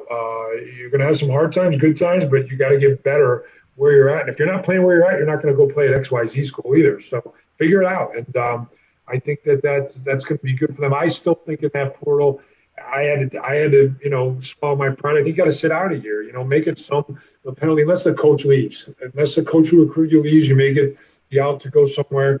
But I just really think they're doing a disservice to a lot of different schools. Not only the school that gets them, the school that lost them.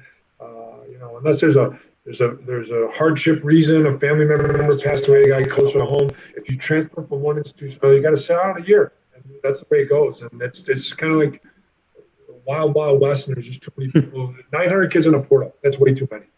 And we talked about how many. There's 358 currently. 358 American colleges and universities classified as Division I in the NCAA. 49 of the 50 U.S. states are represented, plus the District of Columbia. And the only state that does not have a Division I school is currently Alaska. So, plenty of places to go to. But, you bring up the topic, and it's something we can expand on, on another show. The transfer portal, essentially, you have to get recruited again. And the funny thing about wanting to leave because it's not good and I don't like it is, okay, well, you were hoping that schools would see your worth, and then one of them did, or two of them did, or 20 of them did, or 50, whatever it is, but you made a decision. When you go back into the portal, now they have to come after you again. If they don't, you can go from I don't like this school and situation to now I'm 2 years out of high school and I don't have a team. I don't have a school. The school does not have to take you back. And for a lot of these kids, unfortunately, their parents may or may not have the means to go to Division III, or some D2s might give you a full ride, but some of these guys are out of an education, and that's the sad part about it. Yeah. So there's not all of them are gonna get picked up, right? So you go in the portal, I leave, let's just say, I leave NC State, and I go in the portal, NC State doesn't want me back. Well, where do I go? And no one wanted me. Where do you go? Yeah, and the thing is, once the music stops, there's not chairs for everybody. Right. John Boljack, I mean, you look at that. He was like, all right, well, I'm going to leave Syracuse. And then a couple months later, he showed up back on the roster. It's not all the great, it's something that people always say grass is green. It's not. The grass is not greener on the other side. The grass is greener where you water it. And, listen, you got a bad experience with a coach. I understand. My final coach in my last year of high school, when I was playing CYO ball for St. Joe's, my coach was atrocious. And I was never known for being a problem on a team. And my coach, there was a way that he spoke to me and the way that he was in our last game of the regular season. And I didn't appreciate it. And I reacted to it and just kind of said, I don't need to be treated like this. And I remember vividly that game. I remember vividly what happened. I remember I got kicked off the team, and the coach called me and said, "Why aren't you in practice?" And I said, "What are you talking about? You kicked me off the team." He's like, "Well, I need you there for morale, and you're always the first guy there, and you always stay late, and you're there for hours." And I was like, "Coach, these are things you should have thought about." Yeah. And I remember we had such a good team, and he was such a selfish person that at halftime in our game as the number 1 seed playing the 8 seed, we all kind of looked at each other like, we want to win, but we don't want to win for him. Yeah. That's a problem. And it was so sad how that season ended, because we could have been so much more, but we didn't want to be that. We didn't want to win a trophy that he was going to be able to be a part of. Did you end up winning? Did they end up winning it? No, we didn't. We ended up losing that game, that first game that we played. We just didn't. Yeah. Well, because he came in halftime and he said, this is my team. I built this. Don't embarrass me. I made this. I made you guys successful. And I just remember sitting there going, I don't remember Coach getting on the court. I don't remember him running suicides with us. I don't remember him being a part of this. And he also wasn't always somebody you could rely on. And it's funny because what he did, I got recruited D3. And when I got that phone call from Eric Grunman at Marywood, I told him flat out, I don't know if I want to come out. And he said, why? I said, I'm coming off of a bad coach and I'm bitter. And I'm not holding it against you, but like, I'm just like, I'm in a place right now where there's a bad taste in my mouth. And, he was like, well, just come out, train with us, just like get a feel for it. And then I ended up having this awesome opportunity where broadcasting happened in this night where somebody didn't show up, and I jumped into it. And then Eric Grunman and I became really good friends, and he never became my coach. And I just look back on those times and I remember Eric Grunman, who was never my coach. And I remember my other coaches like Coach Casalia and there's a lot of people that I appreciate, and Coach Gangemi. And then I still remember that other coach. And it was funny because they said to me like, oh, why don't you come out to the games? And I said, is he still coaching? And they said, yeah. And I said, call me when he's not. Yeah. And you never forget that. So when a kid wants to transfer in that respect, I get it. Right. But in the world that we live in today, if anything gets hard, people run. And the personal responsibility factor kills me. And like you said, if you're not willing to work to get on the court, then you're going to go to another school, and then you're going to go to another school. And you see these guys go to 3 or 4 schools in 4 years. And, you get to a point where you're not surprised because it's everyone's problem. And then you realize, no, this kid just wants things to come easy. And that's where I get frustrated. The problem, Dan, and we all know it, is the mirror. That's the one you got to look at and figure it out. Self-evaluation, 9 times out of 10, it's the common denominator is the person that's making the excuses. Yeah. So with that being said, no excuses made here. Trevor Roe has the commitment to Radford. We selfishly in the community get to keep him a little bit longer.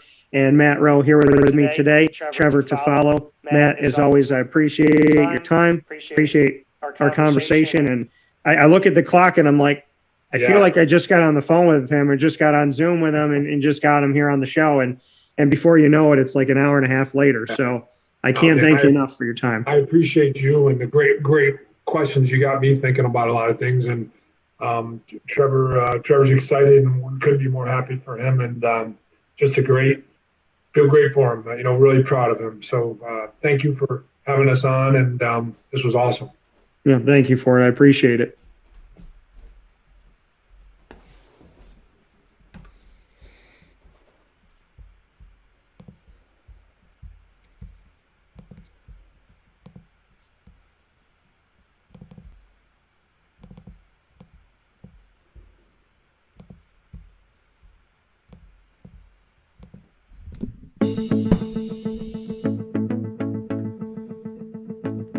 Avicoli's, located on the corner of Route 57 and Wetzel Road in Liverpool, New York, has been your trusted neighbor for decades. Located just steps from Liverpool High School, we're happy to have the Liverpool Warriors on-site, on-location broadcast at Avicoli's through Wake Up Call with Dan Tortora every single month, featuring student athletes, coaches, and administration throughout the year from Liverpool High School. Head out to Avicoli's today on the corner of Route 57 and Wetzel Road in Liverpool, New York, open Tuesday through Sunday for lunch, dinner, and drinks. We'd love to see you out there. And of course, you can call them at 315-622-5100 for takeout, delivery, and catering. That's 315-622-5100. And also find them on myavicolis.com. That's myavicollis.com.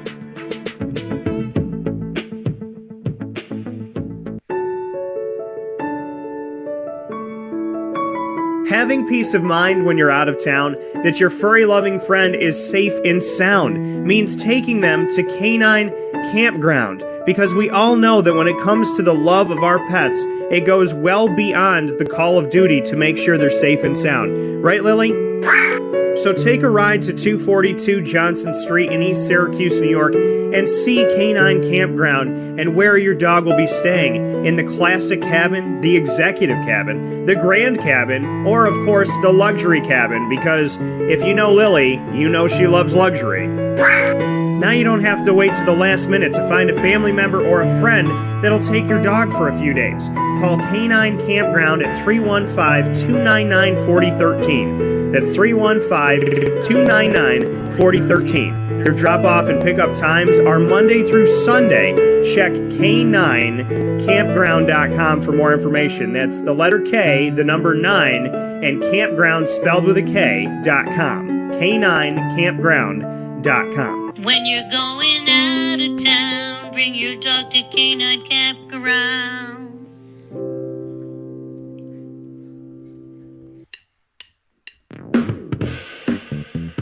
PB&J's Lunchbox, the food truck that you love finding all throughout central and upstate New York, now has a street-side cafe. So when you're craving their traditional favorites as well as their out-of-box amazing menu items, you can now head to 663 Old Liverpool Road in Liverpool, New York. Located just minutes from the highway, the Thruway, Destiny USA, and Onondaga Lake Parkway, PB&J's Lunchbox Street-Side Cafe is there for you Monday through Saturday from 9 a.m. to 7 p.m., serving breakfast, lunch, and dinner all throughout the day. Get breakfast for dinner, dinner for lunch, whatever you fancy, including their award-winning grilled peanut butter and jelly sandwich. Find them at 663 Old Liverpool Road in Liverpool, New York. PB&J's Lunchbox, where we love to know what's in your lunchbox.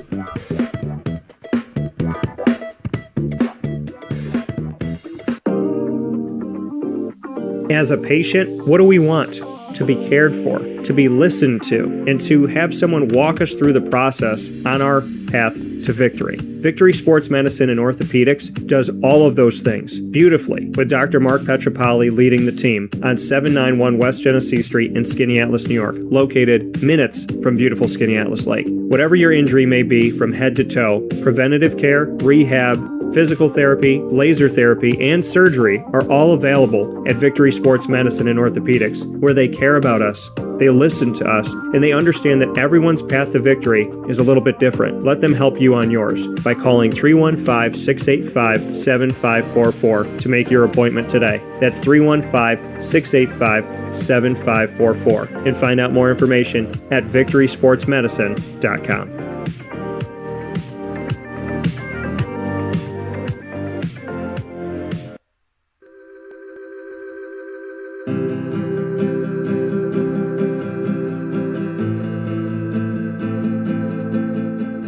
Cafe Cabal offers same-day local delivery of our products, offering no delivery charge for Onondaga County.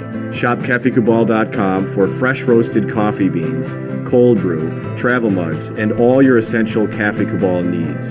Cafe Cabal, coffee for the soul.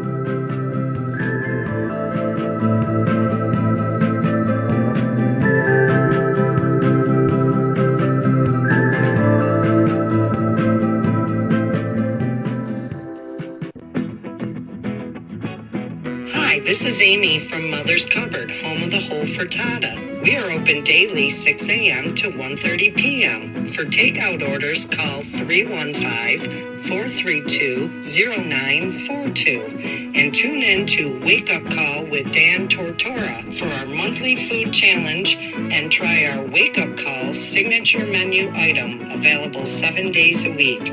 Here at Mother's Cupboard, we are Central New York, and it's our honor to serve you. Ma and Pa's Kettle Corn and Popcorn Factory remind us that every day is worth celebrating. Find them at 201 Old 7th North Street in Liverpool, New York, open Monday through Saturday in-store and all the time online at maandpaspopcorn.com. Serving our Central New York community and beyond, you can order all throughout the country at maandpaspopcorn.com. And remember to get your tins, which have in-store half-price refills forever. Ma and Pa's Kettle Corn and Popcorn Factory, available to you for fundraising and all of your events by calling 315-450-6272. That's 315-450-6272. Ma and Pa's Kettle Corn and Popcorn Factory. How corny are you?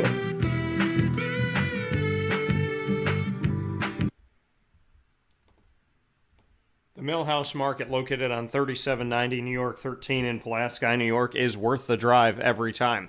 Make sure you make your way out there every Tuesday through Sunday to the Millhouse Market to enjoy all of their fantastic offerings, including their drive-through window where you can grab your food and go after ordering on the Millhouse Market app, available on the Google Play or Apple App Store. You can also go to the drive-through window and grab your food by calling 315-298-4104. That's 315-298-4104 to the Millhouse Market.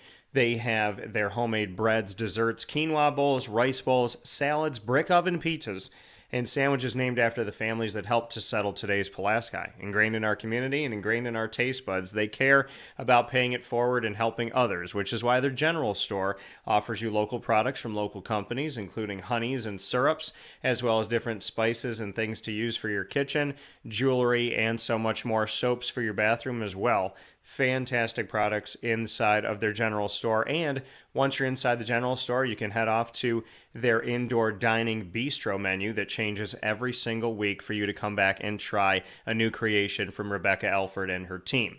The Millhouse Market, truly something special in our community that's so much more than simply a restaurant.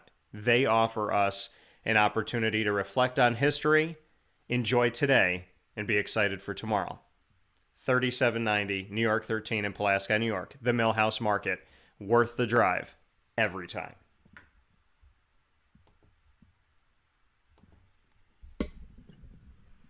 Welcome back here on Wake Up Call with Dan Tortora. Inside of the Cafe Kubal Studios, you're watching and listening on Facebook in two places, facebook.com/wakeupcalldt, facebook.com/live-now-dt, and on YouTube as well, on youtube.com/wakeupcalldt. Internet streaming radio coming to you worldwide on mixlr.com/wakeupcalldt, and on the homepage of wakeupcalldt.com, where the MixLR feed is embedded. You just heard from Matt Roe before the break here, and his history and his feeling on his family, and obviously Lexie being over at Niagara, and the commitment of his son Trevor to Radford, which is down in Virginia, in that Richmond, Virginia area. So with that being said, I'm very happy. We've had a Roe takeover on Wake Up Call in this morning of broadcast heading into the month of April, and I'm so very honored to have Trevor here with us. So Trevor, how you doing today? I'm good. Thank you for having me. Absolutely. And Trevor, first and foremost, to go back to the beginning, I remember the first time I picked up a basketball, and I remember I was in one of those, blow up pools, and it had the the blow up basketball hoop and the blow up ball. And I remember, just having that and reaching down for it in the pool back when, I could dunk. And and I still, after that ball from the blow up basketball, I think I kept that in my room or kept that with me, for the majority of my life. So can you pinpoint a time where you remember being introduced to basketball?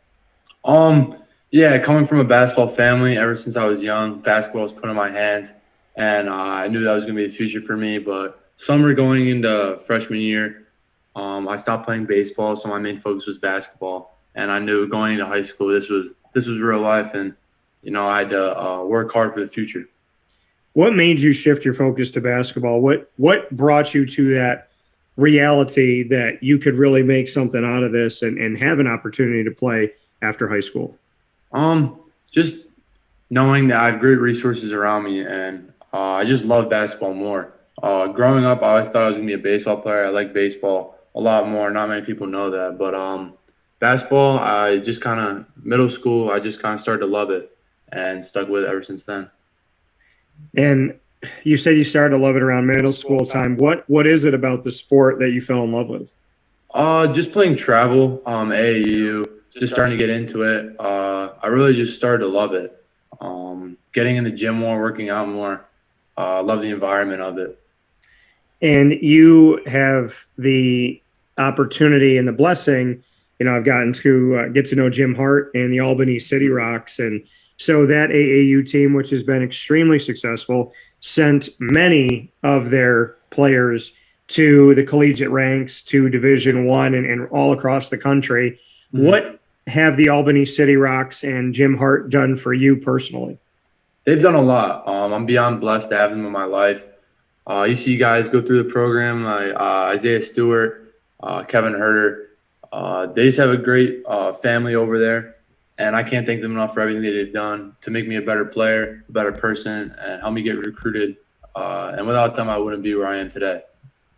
What is it about the Albany City Rocks specifically that you feel like has made them, because there's so many AAU teams out there, what makes them such a good resource, and why do you think they challenge you the most?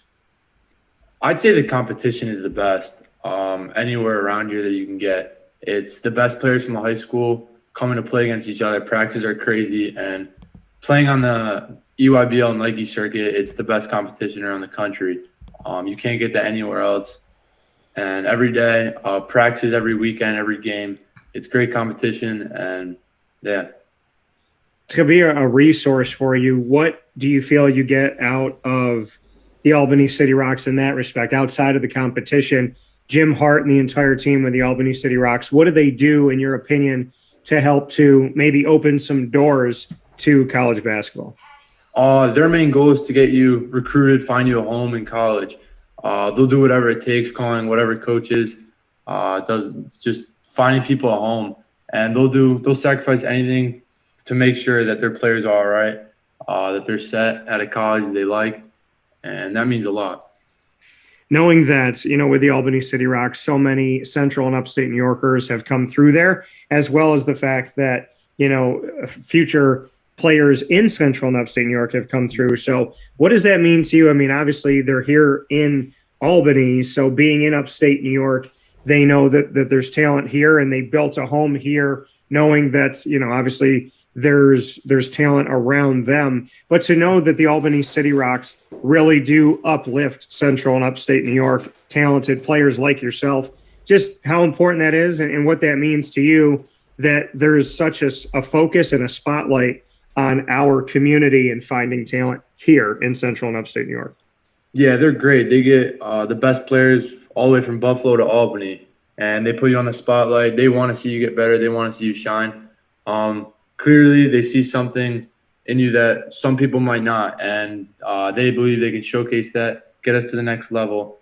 And just always having them as a resource has been great through my high school years, AAU years, everything.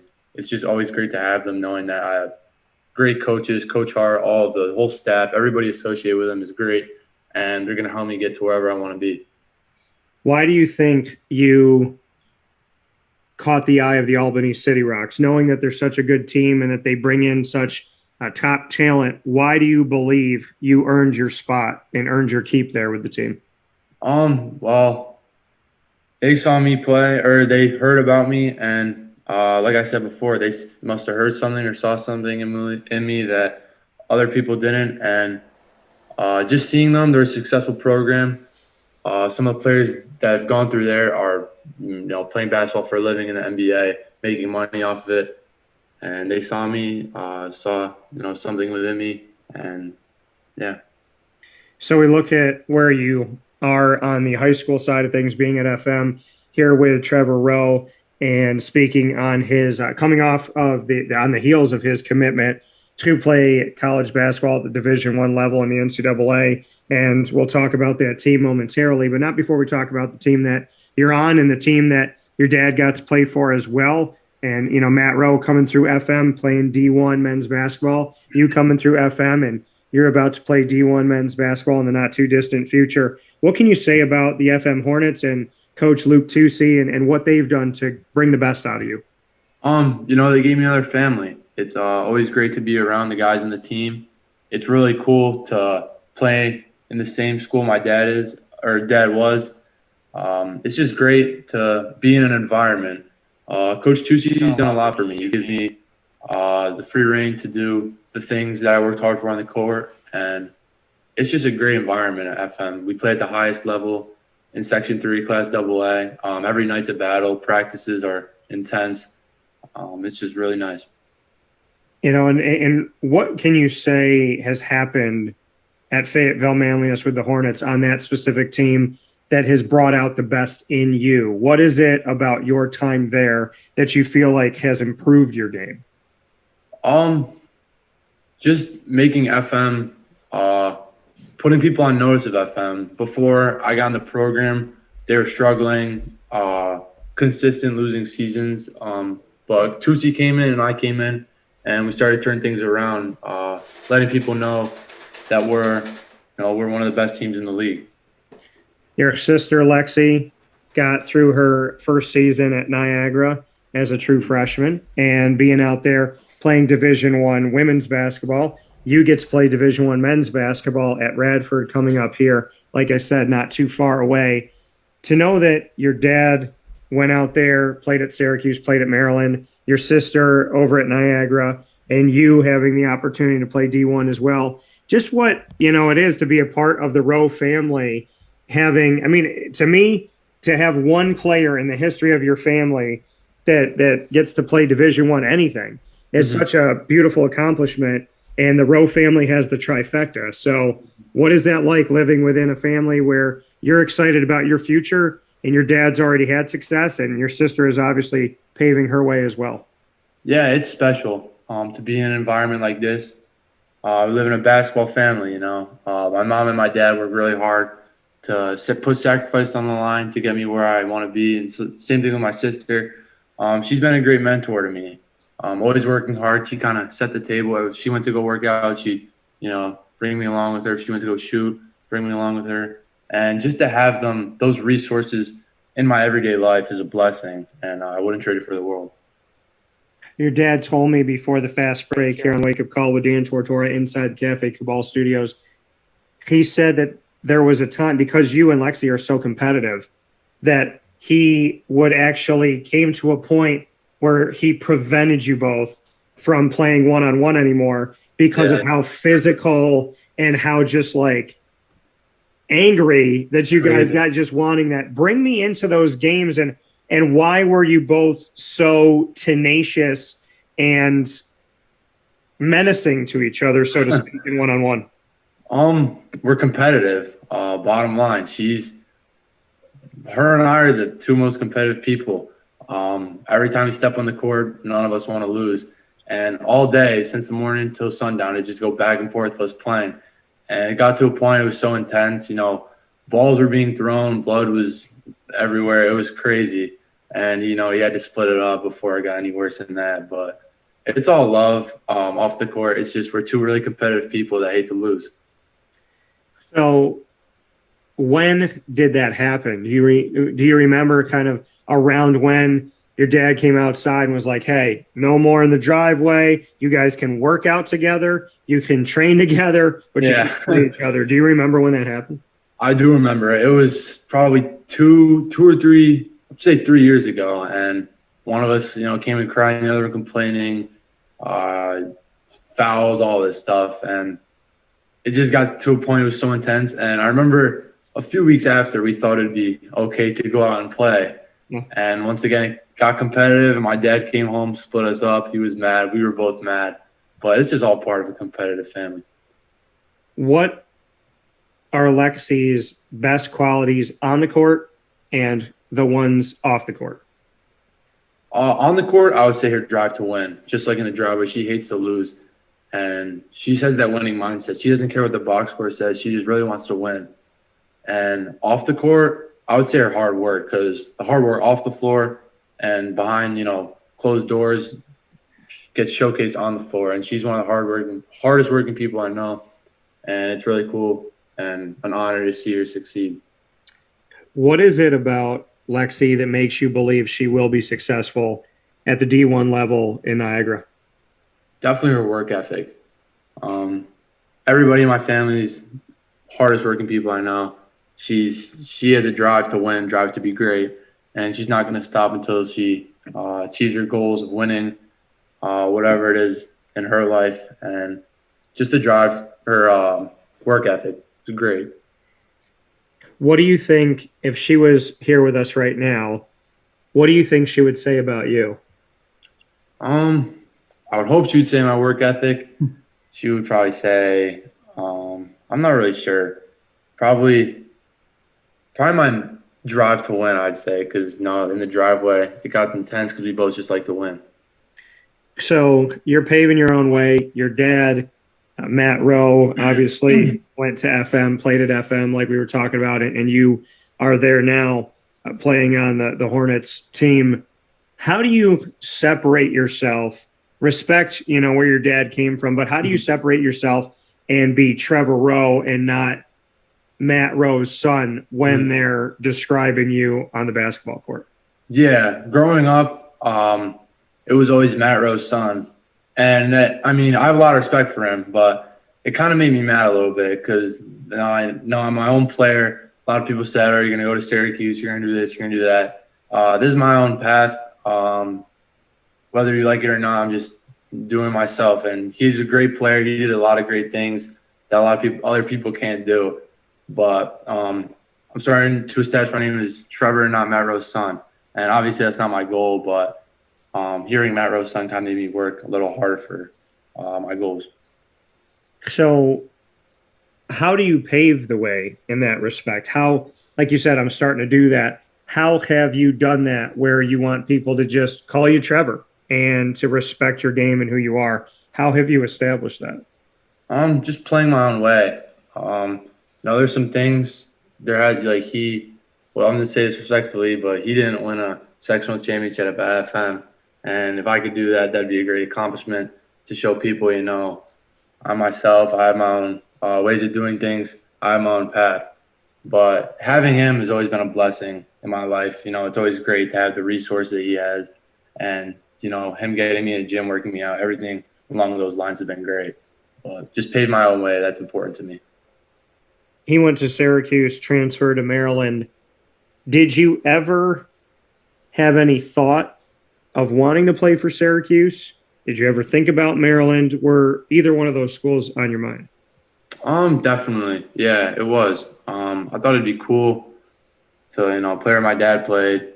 But like I said, this is my own path. As a kid, growing up in Syracuse, the goal, play at Syracuse, play in the Dome. I go to all the games there. It's a really cool environment. But like I said before, it's my own path. So speaking here with Trevor Roe on Wake Up Call with Dan Tortora inside of the Cafe Kubal studios on the heels of him committing to Radford with some time still here left at FM with the Hornets boys basketball team. Why Radford? What is it about the Highlanders? Just as soon as I stepped on campus there last Thursday, it was just a beautiful environment. Meeting all the coaches, I could just tell right away it was a family. Going through the tour, they're cracking jokes, make me feel part of their culture and what they have building there. Just going around the campus, seeing the facilities, it was great. Obviously, going through the recruiting process, I wanted to go somewhere warm, somewhere I can play. And they had all those things, great coaching staff, met some of the players, really great guys. And I feel like that's a really great spot for me and a great home for the next 4 years. I know you said you wanted to go south. What was it about, besides that, what was it about Radford that made you feel, I know you talked about the guys and being around them.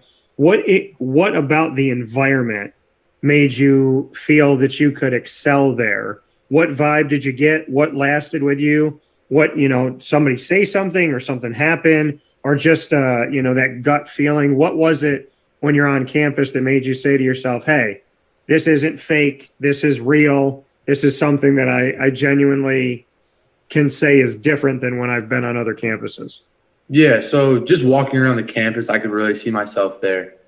And being in the gym, it was a really cool gym. Just I could really see myself playing there and having lots of success there. And just everything about it, going into there, I knew that committing on the visit was going to be a possibility. And I just wanted, on the visit, envision myself as a student there, because basketball is just a small part of college. The environment, the campus, the people there are really important to me because that's going to be home for the next 4 years. And I wanted to make sure that everything there was, top notch, perfect. And it was, and that's why I decided to commit there. So, you visited there very recently. Did you anticipate in your recruitment that you could go visit somewhere and immediately say, this is the place? Not really looking back at it, but now everything with the transfer portal, I look on Twitter and today they reached over 1,000 names in the transfer portal. So it's crazy. Nothing's guaranteed. I know people last summer that have gotten 10, 15 offers and still have nowhere to go. So My plan was if they like me and I like them, then, pull the trigger, commit, and, it's a big relief too. Was there any school that was hard to say no to? Not really, because I respect all the schools I was talking to because they saw something in me and they wanted me. But Radford just stuck out in my mind, and I really loved it. You are literally, as of right now, a foot taller than me. What is life like at 6'8"? That's different from my life at 5'8". Well, a lot of people always tell me, I tell myself, the world wasn't made for 6'8" people. Whether I'm hitting my head on a light, ducking through doorways, everything was made for short people. But it's crazy. It's crazy just going places and people are amazed of how tall you are. When I don't really think to myself like, why are you 6'8"? Radford's team, and it's funny that we talk about height and why I brought it up, is that when I went to see Radford a few years ago, when I went down to the first four playing games in Dayton, Ohio, Syracuse was there, St. Bonnie's was there, Radford was there. Mm-hmm. And that's when I first got, acquainted with Radford and the Highlanders. And I just remember that their team was, a bunch of tall players, dunking, tenacious guys. And so I find it interesting. Like, that was my memory of them, was they didn't give up. They didn't give in. They got after it. They were, attacking the rim consistently. Mm-hmm. And do you still feel that from what you see from Radford? I mean, do you have a sense for the fact that the front court is a big part of their game? And did that have anything to do with your commitment? A little bit. Just watching them play, I feel like I could fit in really well there.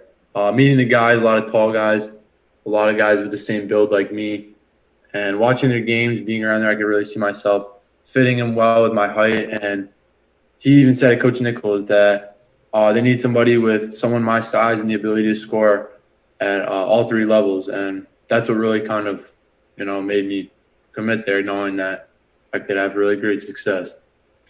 We live in a world now with basketball where the big men are supposed to be able to shoot from anywhere, including from three. So how have you improved your game over time and over the years to make sure that you are one of those big men that can back somebody down in the front court, but then can also get out in the back court and have the ability to dribble as well as create your own shot and take those deep shots because of the evolution of basketball? Yeah, watching I'd say it comes off from just watching basketball. Watching Kevin Durant, I think he's one of the best at, he's a 7-footer that can do things that guards can do. He can dribble, he can pass.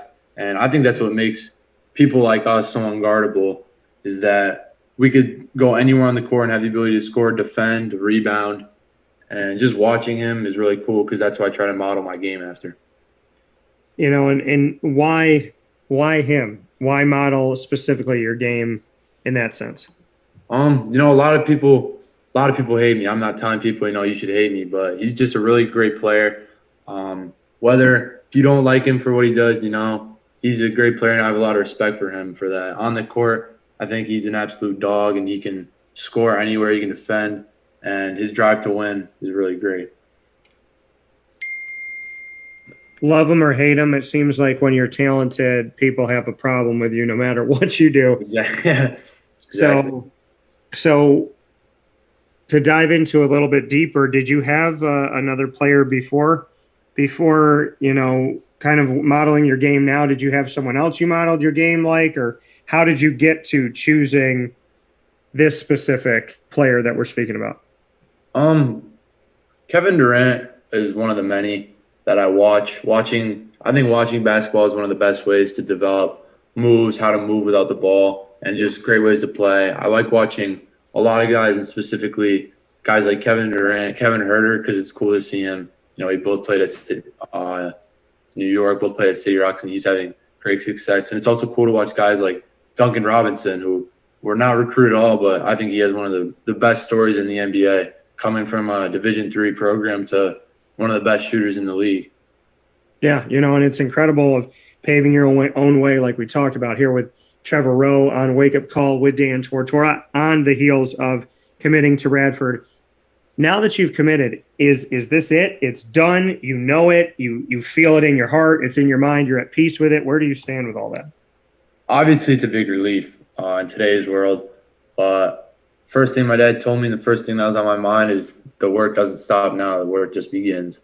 Obviously, it's great. All the attention I'm getting from the community and everybody, but there's still work to be done. Just because I committed doesn't mean, I still have things to work on. Still get in the gym, still get shots up, still do everything I was doing before, acting like I wasn't being recruited or wasn't committed, because I can't settle now.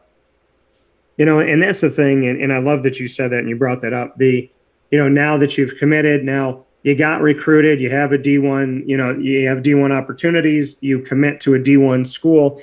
Now that is done, some people would, just kind of maybe slack off. Hey, I got what I wanted, whatever, but they don't realize you can lose it. Exactly. So for you, you said, hey, listen, the work is just beginning.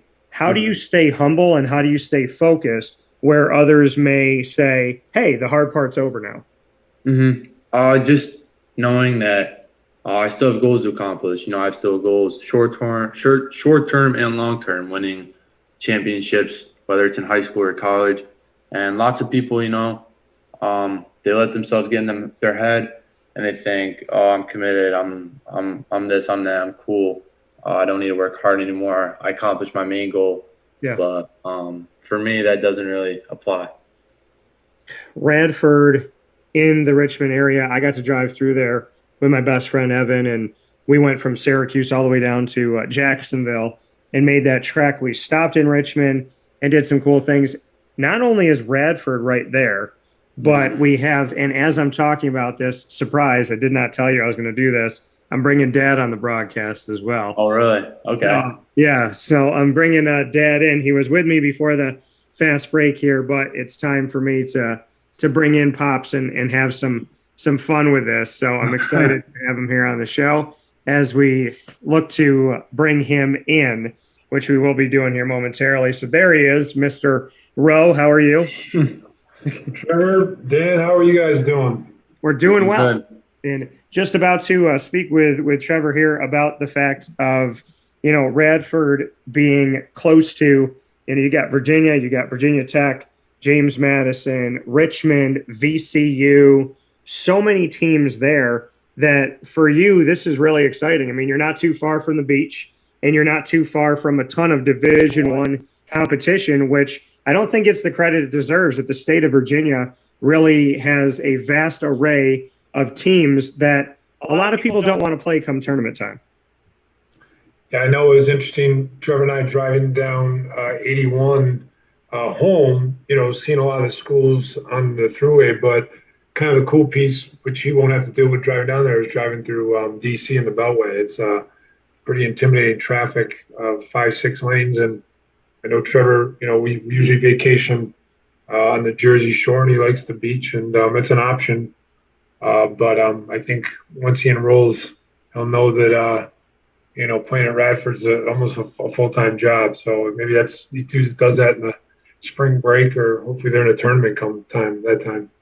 What do you think, Trevor, about the fact that there are so many teams surrounding, and Radford's made it to the tournament here? And then we've also seen, these teams I'm mentioning, the Virginias, the Virginia Techs, the Richmonds, the VCUs, they've found their ways into recent tournaments. What does that mean to you, that it's not just a college town, it's a college state, and there's a lot of terrific competition that's there, and competition that non-conference you'll get an opportunity to go up against some of these Virginia teams? Yeah, Virginia's a really successful state in terms of basketball and college athletics, and just having those around brings attention to Radford. Non-conference games, Virginia Tech is 10 minutes down the road. Virginia's nearby, like you said, Richmond. And just being in that area of lots of success, that means a lot, knowing that we could have a lot of close games and a lot of good games.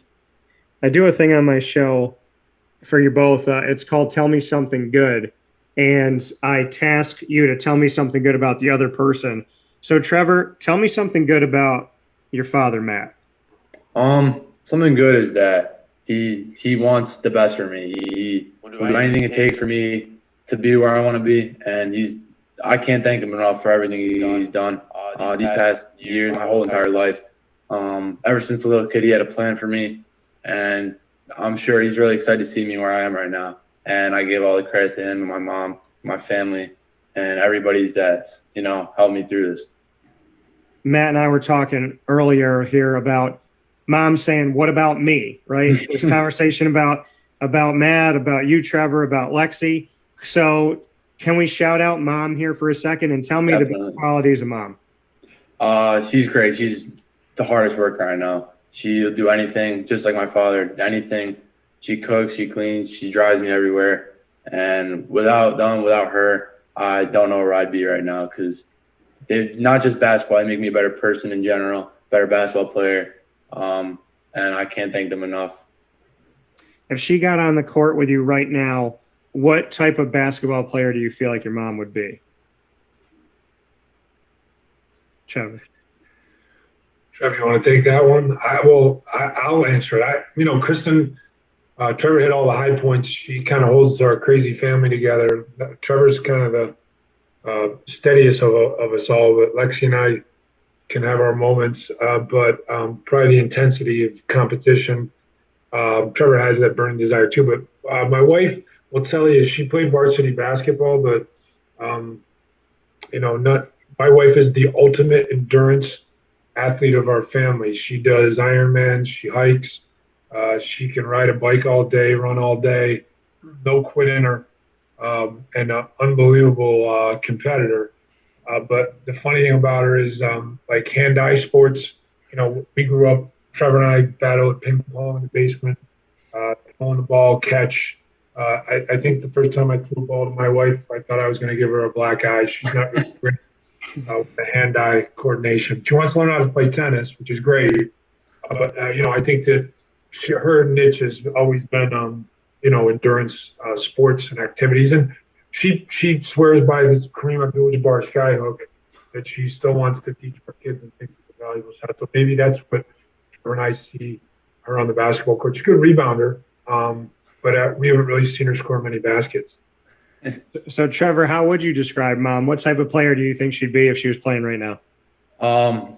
I'm not sure. Maybe a post player. I'm not sure. I don't think I've seen her enough to start making predictions of what she could be. But I'm thinking with her height, she's shooting maybe. Shooting seems to run in the family. So she's actually very good at analyzing the game. I'll give her that. I mean, sometimes Trevor and I may critique Lexie's games, and she'll come in with some profound statements that hit pretty good. She knows the game. She was a trainer at Radford University, covered baseball, basketball, track and field. She's very good at all that. She's very knowledgeable sports. She gets to watch golf on TV. We know that. She's more into March Madness than we are. This March, we come home and the games are, we've seen all the women's games. We're fired up tonight. A great Final Four, but even NIT games have been on. She loves it. She's got it on all the time. Mm-hmm. So as we got to shout out, whatever you guys have had to deal with and whatnot of why not mom on Wake Up Call, it's we have spoken about mom and we've given her some prime real estate here. So shout out to Kristen and much appreciation to her. Thank you. So Matt, tell me something good about Trevor.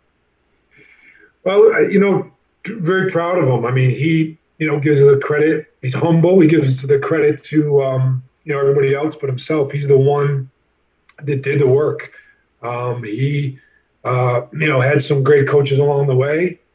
I'll never forget his first coach, Bill Hill, told me at the parent meeting that, Trevor's very skilled and needs to improve his quickness and speed and to go get a ladder. We put that in the basement, and Trevor worked out on the ladder a lot. But he, anything you give him, whether it's jump a rope or strength training, he internalizes it and does it. He will give everybody else the credit. He's humble, but at the end of the day, why we're talking today and him becoming a Division I player is all on him. He, I've always given him the options. Never, I don't think at times forced him to do it. I tell people at an early age, Trevor loved Legos and Star Wars. That's what his thing was early on, and he's he's come the full gamut. I mean, I think he saw how successful Lexie was. And again, he probably has a lot of pressure playing from a local guy that played at Syracuse in Maryland and, got to make money playing in Europe for 6 or 7 years. And that's hard to do. And he's taken on all comers and doesn't listen to the noise, and just a great kid. And he's a competitor. He's, his teachers, although at times we know his grades could be better, they all have positive comments about him. He's kind of like a Pied Piper at the high school. People really respect him. And we've never really had any problems with teachers or administrators or coaches saying, your kid's, doing bad things, and he's becoming a leader. And that's all as parents that Chris and I are very proud of him and the man he's becoming. And he's very, he's giving with his time, and he's got great friends. And we're, at the end of the day, anything you'd want as a parent, we're very, very, very proud of him, and we love him very much. Appreciate it. Thank you. Yeah, Trevor, your thoughts on hearing that from your dad, and now it's because it's been shared all over the world in this moment. We have a time capsule that he's always said this about you, so you can come back here.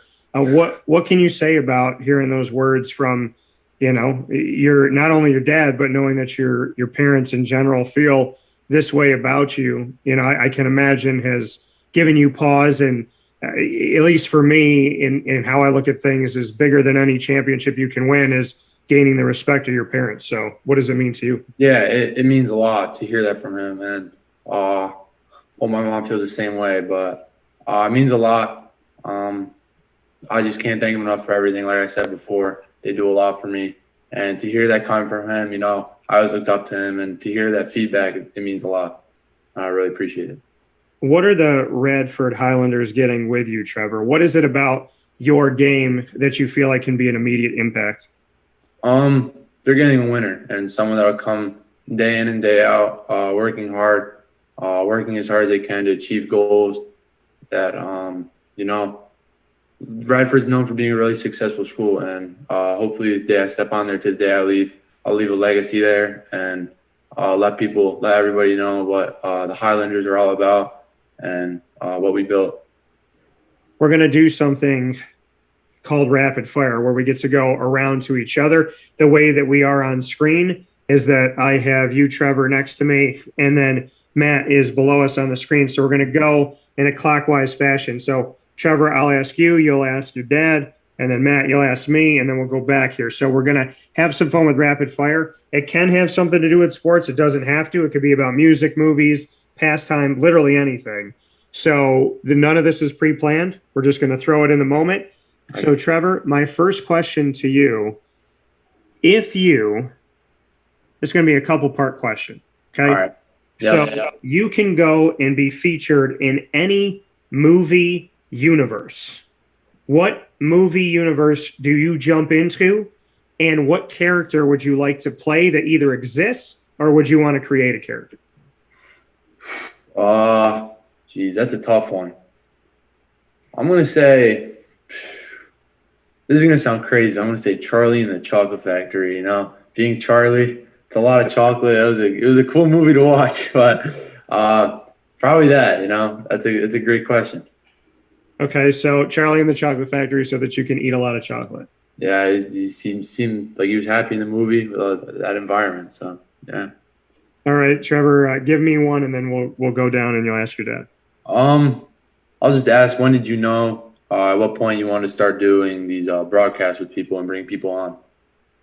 Well, Matt can probably attest to this, and I have this in my office to remind me of how it'll always be my favorite thing to type on, is that my dad had a typewriter that wasn't your typical one. It was like the high end. It was a word processor. And so you have the, normal typewriter, but then you have this screen that you can actually see what you're typing, which you didn't get that with old typewriters. And so in that sense, you could kind of edit it a little bit. And I have the word processor in my office, but when I was 5 years old, I would take it, I'd crawl up on the kitchen table chair, and I'd kneel there, and I'd type on my dad's word processor that weighed more than I did. And I would, just create stories about, I've always had a big imagination.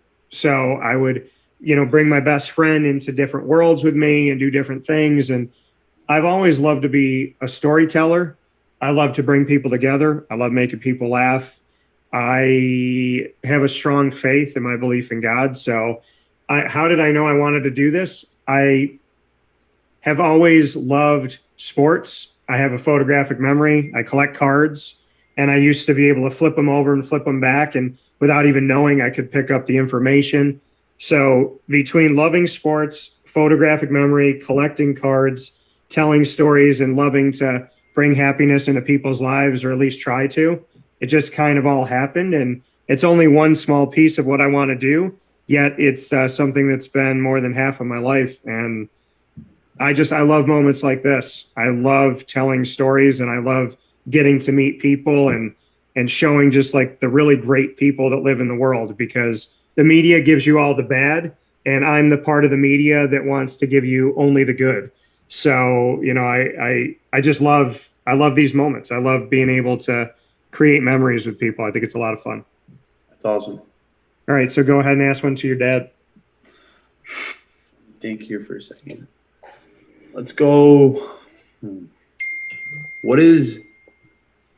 me think about this.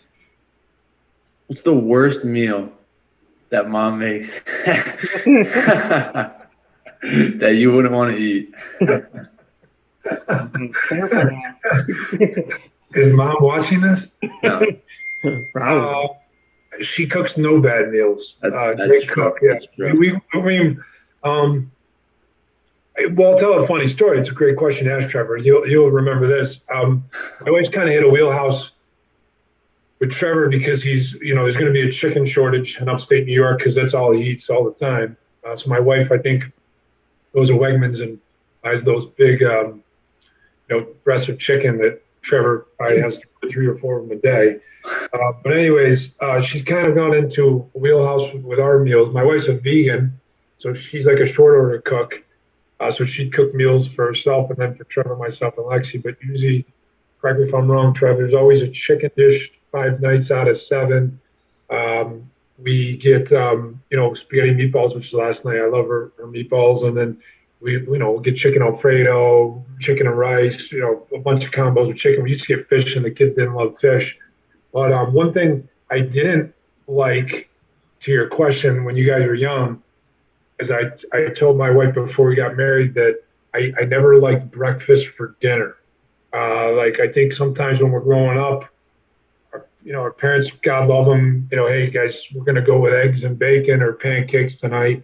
And I always felt like that was a breakfast meal. And so my wife loves breakfast. It's her favorite meal. And they grew up a lot of nights, 2 or 3 nights at our house in Massachusetts, having breakfast for dinner. So when I used to travel on the road doing SU radio, the kids were in heaven because they were getting pancakes, chocolate pancakes for dinner when I wasn't there. And it was the family joke. So I don't know if you remember that as a kid, Trev, but that's why we don't have breakfast for dinner at home. I like that. And I love breakfast. I actually just said this. Yeah. I love breakfast for dinner.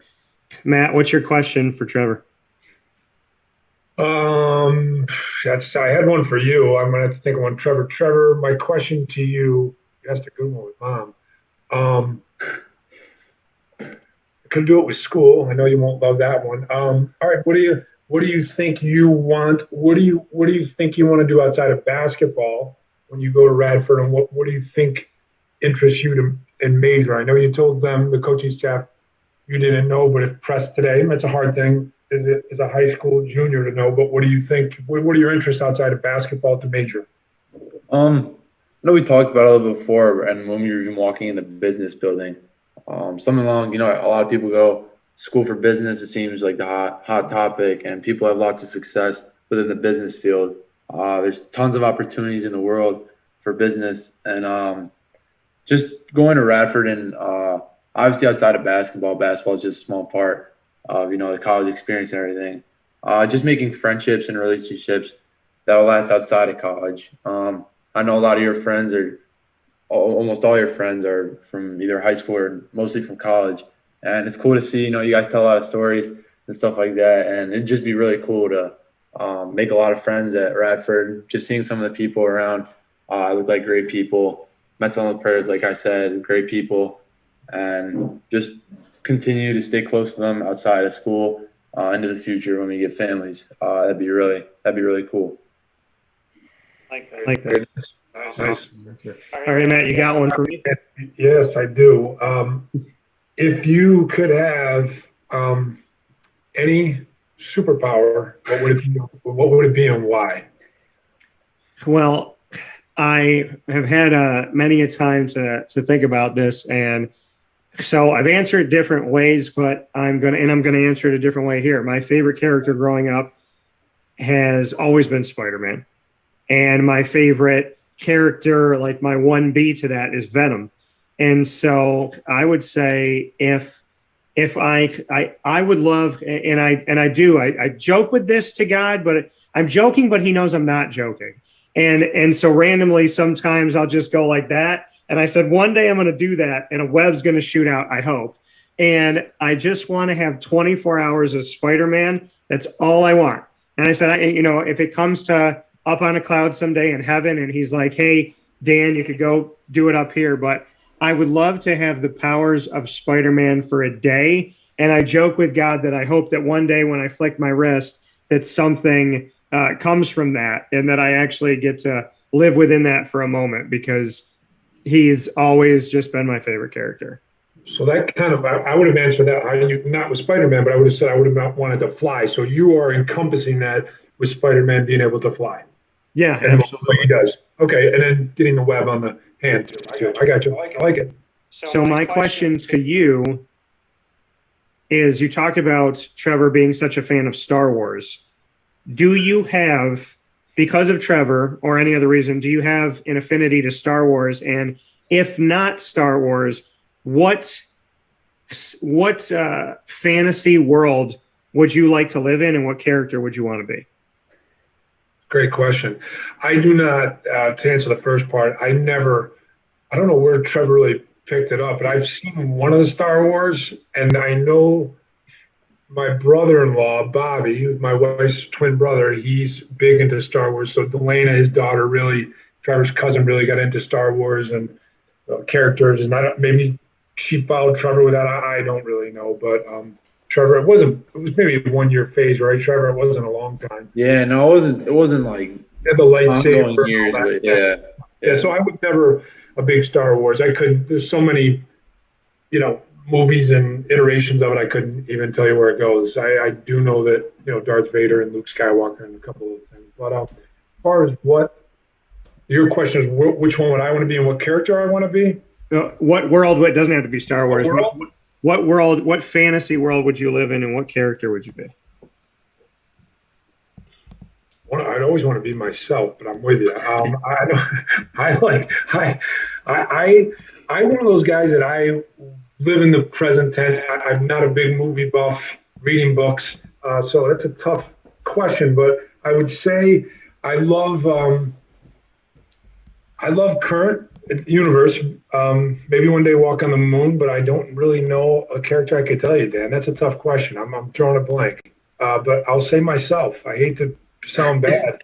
I love getting up every morning and being myself and my family and my kids, and maybe that's wrong, but I don't think I want to be anybody else.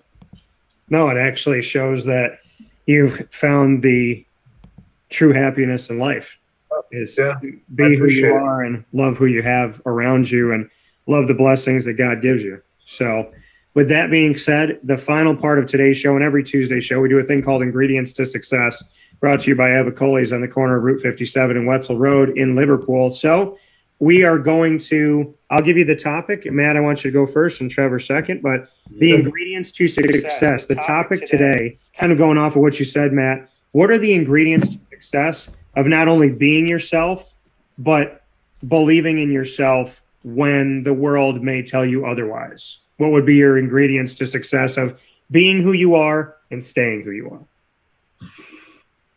I think the best advice that I try to instill in my kids and myself through self-talk is just getting up every day.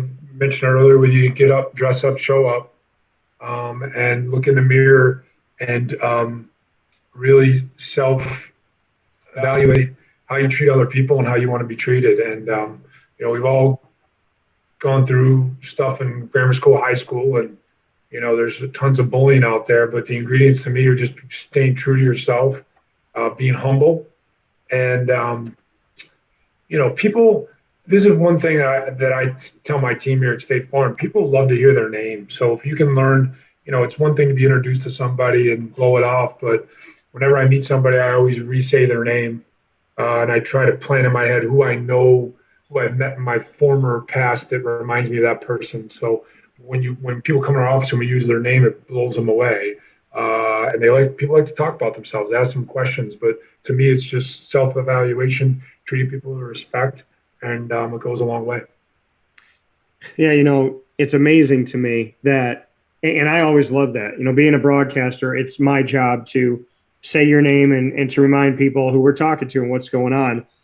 My favorite people to talk with are, when I'm doing an interview and we're having a conversation. Well, I call it more of a conversation than an interview because it goes back and forth. But when we're having the conversations, I always love talking to the people that say my name back, because it makes me feel like they're so used to people reaching out to them and them in the spotlight. And then, some people will turn back around and say, well, Dan, I appreciate you asking me that. Or, Dan, it's great to talk with you. And to hear your name back when you're the asker is nice to, to have that other side of it where that this person who might have been interviewed 1,000 times in a month took the time to remember who you are. So absolutely.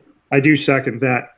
Trevor, for you, how are you yourself and stay yourself? We talked earlier on in the show before your dad came on about paving your own way and being who you are, being Trevor Roe first and foremost. So how do you create who you are, and how do you keep that going when the world tries to tell you who you are, and you being a kid in a world where social media will constantly tell you who you are? Yeah. Kind of like what my dad said, just stay on track with things and don't listen to other people. Everybody has goals, whether they're short-term or long-term, big goals, small goals. And throughout your path on your journey, there's going to be a lot of highs, a lot of lows, a lot of people telling you a lot of different things. And just stay on track. And one of the big things for me was don't make excuses. Excuses are only going to make you worse of a person, no matter who you are or what you're trying to accomplish, because you're really only cheating yourself. Instead of making excuses, find a way, find a solution to overcome that. And I'd say just the biggest ingredient to success is staying on track and don't listen to other people, and don't make excuses.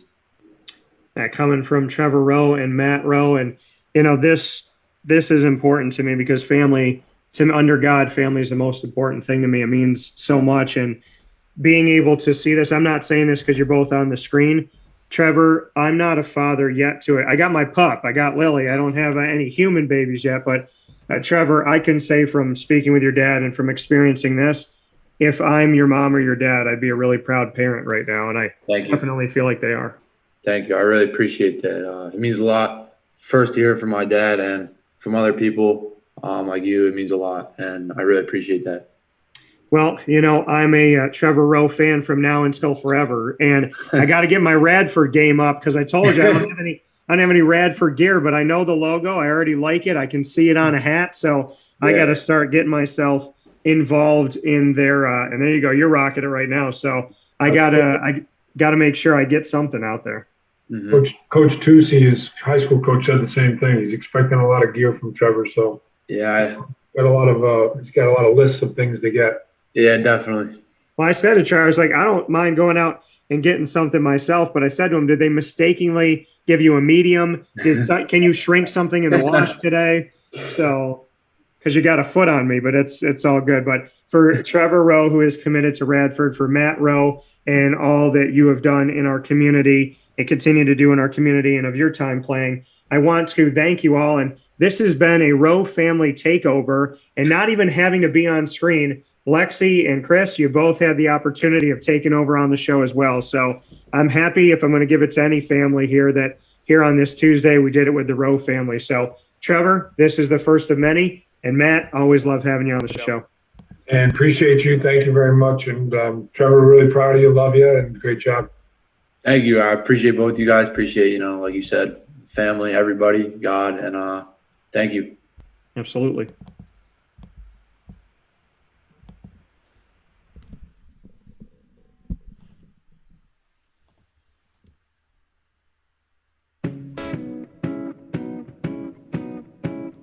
In these unique times, there are those in our community that give us a sense of normalcy and positivity. Pizza Man on 50 Oswego Street in Baldwinsville has been here for you for over 35 years and is here now. Call 315-638-1234 or order online at pizzamanbville.com to bring those familiar tastes into your home. And remember to come see our monthly on-site broadcasts centered around the community and our Baldwinsville Bees. Pizza Man in Baldwinsville. Any way you slice it, they are always here for you.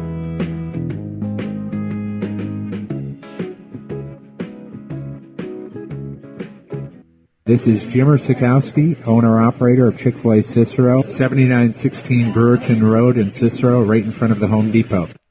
I had a deep feeling that God wanted me to do something bigger with my life and to help people, help others. I kept putting Chick-fil-A in my life, and I realized as I was going through the franchise selection process that positively impacting the lives of others was really core to what we do here at Chick-fil-A. First of all, it starts with the food. The food is brought in fresh daily. We bring in local produce.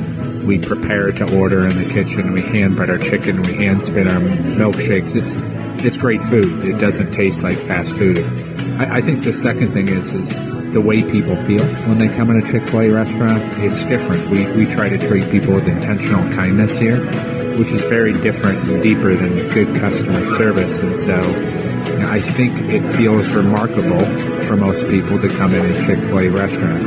And then lastly, the impact that we try to have in the community is very different. It's a big part of the expectation of every operator of a Chick-fil-A restaurant is that they're actively engaged in their community, they're a leader in the community, and they're making a difference. When they realize that what we're striving to do is to shine a little light in their life, that's a very, very different experience than you will have in any other quick service restaurant. And it's that remarkable experience that I think people will emotionally connect with.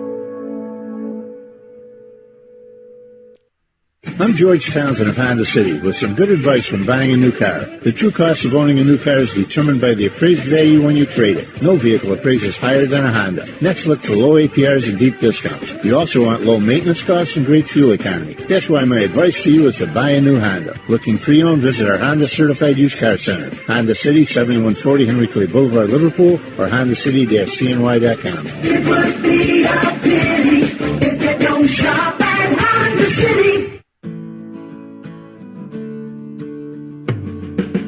Our corporate purpose at Chick-fil-A is to glorify God by being faithful stewards of all that's entrusted to us and to positively influence all those who come in contact with Chick-fil-A. And what became increasingly clear from our success in Cicero is that people love Chick-fil-A. And also I think we recognized that, we had a great opportunity to grow the brand and grow our platform. I felt incredibly grateful when I was selected to be a Chick-fil-A operator.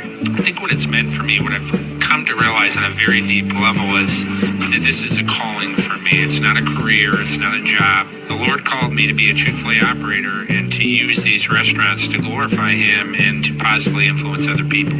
I'm blessed. I'm very blessed. Head to Chick-fil-A Clay on 3974 State Route 31 in Liverpool, New York.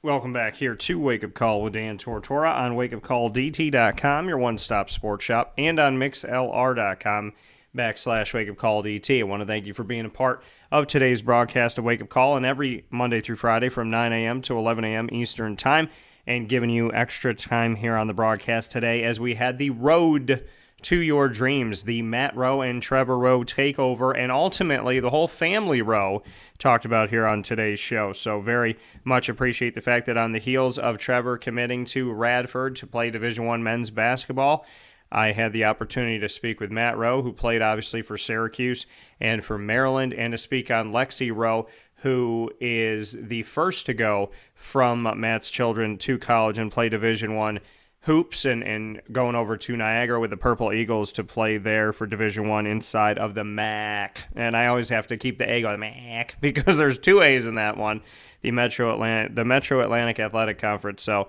definitely appreciate everything that Lexie's doing, that Matt is doing, that Trevor's doing, that Mom's doing, and, a big shout out to Chris as well. So much love to the Roe family. So happy that we had to have this special, we got to have this special, I should say, the Road to Your Dreams, featuring Matt and Trevor Roe, and looking forward to all that is to come and the continued conversations of this. And this is only the beginning. So a big shout out to the Roe family, and thank you to Matt and Trevor for giving me their time. You can watch and listen Wake Up Call with Dan Tortora, speaking of time, every Monday through Friday from 9 a.m. to 11 a.m. Eastern Time on YouTube.com, Facebook.com, and MixLR.com, all /WakeUpCallDT. Keep it simple for you.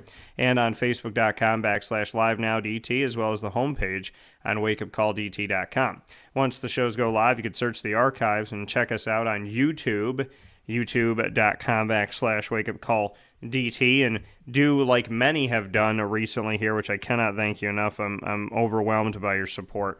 Go to youtube.com /WakeUpCallDT and click subscribe. You can subscribe or follow Wake Up Call with Dan Tortora on any one of these avenues, iTunes and Apple Podcasts, by searching us, Wake Up Call with Dan Tortora, iHeartRadio, TuneIn, Podbean, Stitcher, Spotify, MixLR. All you have to do is search Wake Up Call with Dan Tortora, or one word, Wake Up Call DT, and click subscribe or follow.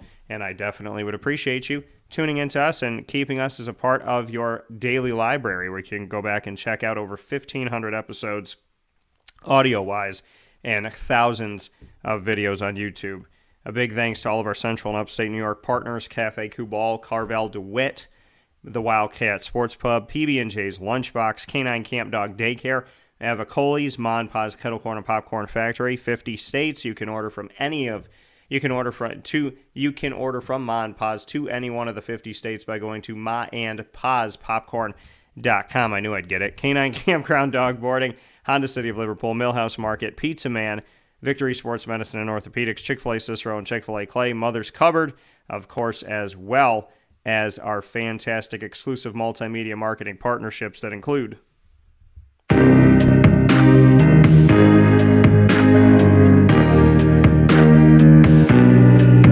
the Lemoyne College Dolphins. It is Fins Up every single month on Wake Up Call with Dan Tortora, and we have our Dolphin Dive, where we get to dive into the stories every second and fourth Wednesday of each month. We get the opportunity to speak with student athletes, coaches, future Dolphins, as well as alumni and administration all throughout the year in Dolphin Dive every second and fourth Wednesday of each month. We also have AD and DT featuring Bob Beretta, the athletics director of Lemoyne College, and myself, speaking on numerous topics throughout the year that are pertinent to Lemoyne, either all the time or right there in that moment, a specific call to action. So you will not find this coverage anywhere else, uninterrupted, unedited, and there for you. The spotlight is firmly on Lemoyne 24/7, 365, brought to you by Wake Up Call with Dan Tortora and Dan Tortora Broadcast Media, telling the stories of those that helped to make Lemoyne exactly what it is today, yesterday, and tomorrow.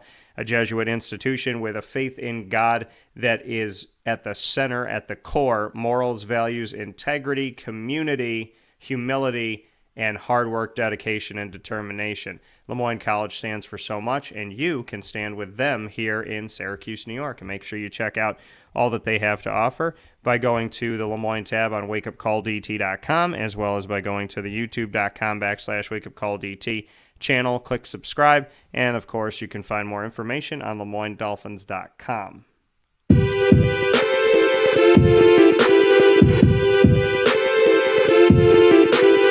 Wake Up Call with Dan Tortora is also the proud multimedia marketing partner of your Marywood University Pacers. It is Pacer Pride every single month, all throughout the month, 24/7, 365. My proud alma mater, the Marywood Pacers, join us on Fridays each week at 10:30 a.m. Eastern Time with new editions of Pacer Pride. And you will find more information and more content at Marywood University than you found by any media outlet ever in the history of anything to do with Marywood University. That's because we dive into the stories of those that helped to make Marywood what it is today. The Marywood Pacers are a truly incredible group of student athletes, coaches, and administration, and I am elated of all the stories we've gotten to tell and so excited about what is to come with Marywood University. You can check all of our stories out by going to youtube.com/wakeupcalldt and clicking subscribe, going to the Marywood tab on wakeupcalldt.com, and of course being here with us on Fridays at 10:30 a.m. Eastern Time for a new edition of Pacer Pride. Get more information at marywoodpacers.com.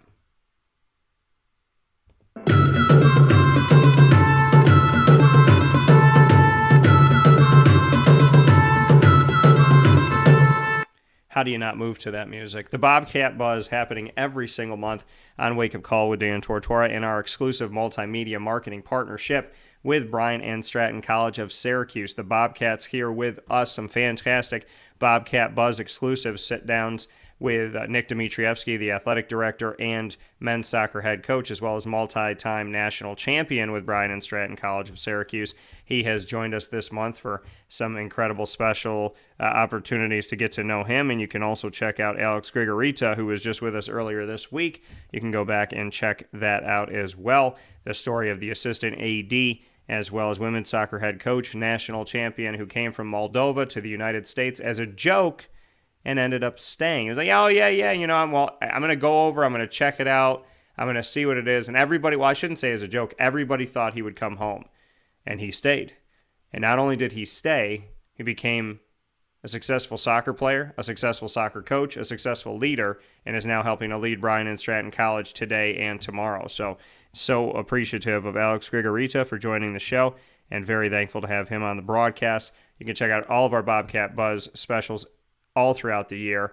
So excited. Clay Gagan Sherman, we got to do the breaking news exclusive sit-down with him at Mother's Cupboard on 3709 James Street in Syracuse to celebrate him getting hired to be the new men's basketball head coach at Bryant and Stratton after leading the women's side of things in their institution as a program all the way through these last few seasons. So very excited of everything we've gotten to do already with the Bryant and Stratton Bobcats, hitting the ground running just like a Bobcat. And thank you to each and every single one of the Bobcats for all that they have done to make these stories truly special and exciting to tell. So you could get more information on the Bobcats by going to BSCSYR tab on wakeupcalldt.com. You can subscribe to me on youtube.com/wakeupcalldt and get all of our specials there. And of course, you can get more information by going to syracuse.bscbobcats.com. With that being said, I want to thank you for listening to today's show and hanging out with us inside of the Cafe Kubal studios. We look forward to hanging out with you tomorrow, God willing, and throughout the week.